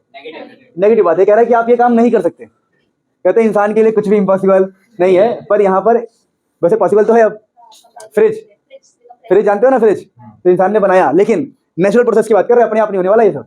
ये जो भी स्टेटमेंट है अपने आप है, बात समझे? वो तो अलग में आप, और चलो सब कुछ बात खत्म। तो कोई भी ऐसा प्रोसेस पॉसिबल नहीं है कि कोल्डर ऑब्जेक्ट से हॉटर की तरफ हीट का ट्रांसफर कर सके। For this we need to do extra work, कुछ एक्स्ट्रा वर्क करना पड़ेगा। यहाँ पर एक्स्ट्रा लिखा है। क्लॉसियस कहते हैं अगर आपको ये काम करना है, कोल्ड से हॉट की तरफ हीट को भेजना है, कोल्ड से हॉट की तरफ हीट को भेजना है, तो एक्स्ट्रा वर्क करना पड़ेगा। ठीक है, क्लॉसियस की बात ये थी। तो सेकंड लॉ में हमारे पास अलग अलग स्टेटमेंट है। फर्स्ट स्टेटमेंट केल्विन साहब कहते हैं, केल्विन प्लैंक स्टेटमेंट, कि भैया ऐसा कोई भी इंजन नहीं बन सकता, या ऐसा कोई भी मशीन या ऐसा कोई भी प्रोसेस नहीं हो सकता जिसमें आप हीट का 100% प्रयोग कर सको। Not possible. कि आपने रिजर्वायर से हीट लिया, कहीं रिजर्वायर है जहां से आपने हीट लिया, और हीट का इस्तेमाल करो आप 100% काम करने में, नॉट पॉसिबल। मेरी बात समझे? तो ये स्टेटमेंट है second law of thermodynamics. Last में छोटा सा टॉपिक होता है कि रिवर्सिबल प्रोसेस क्या होता है, इरिवर्सिबल प्रोसेस क्या होता है। देखो, रिवर्सिबल प्रोसेस वो होता है जिसको हम रिवर्स कर सके, और इरिवर्सिबल प्रोसेस जिसको हम रिवर्स नहीं कर सकते। ये तो आपको पहले से पता होगा, आपने फिजिक्स के चैप्टर 6 में ये पढ़ा होगा, रिवर्सिबल, इरिवर्सिबल, या फिर कहीं से भी आप डेफिनेशन निकाल सकते हो, कोई बड़ी बात नहीं है। और रही बात हीट इंजन की, तो हीट इंजन में भी अपलोड करके डालूंगा, क्योंकि वो सिलेबस में नहीं था पिछले साल। इस बार मुझे कंफर्म करना है कि सिलेबस में है कि नहीं। ठीक है, क्योंकि अलग अलग वेबसाइट पे अलग अलग बातें हो रही है। तो हीट इंजन को आराम से एक 5 मिनट की वीडियो बना के डाल देंगे, या इसी में मर्ज कर देंगे बाद में। अदरवाइज़ आपको तो पता लग ही जाएगा, आप सब्सक्राइब कर ही लोगे, तो हीट इंजन में डाल दूंगा बहुत बढ़िया से पढ़ा के। अगर बेटा आपको इसके न्यूमेरिकल चाहिए तो मुझे कमेंट चाहिए और लाइक चाहिए। मतलब ऐसा है ना कि आप जब आप कमेंट करोगे कि सर मुझे न्यूमेरिकल चाहिए, तो मुझ पर प्रेशर बनता है कि भाई बच्चों को न्यूमेरिकल चाहिए। इसका न्यूमेरिकल बना के डालते हैं, फटाफट कमेंट करो।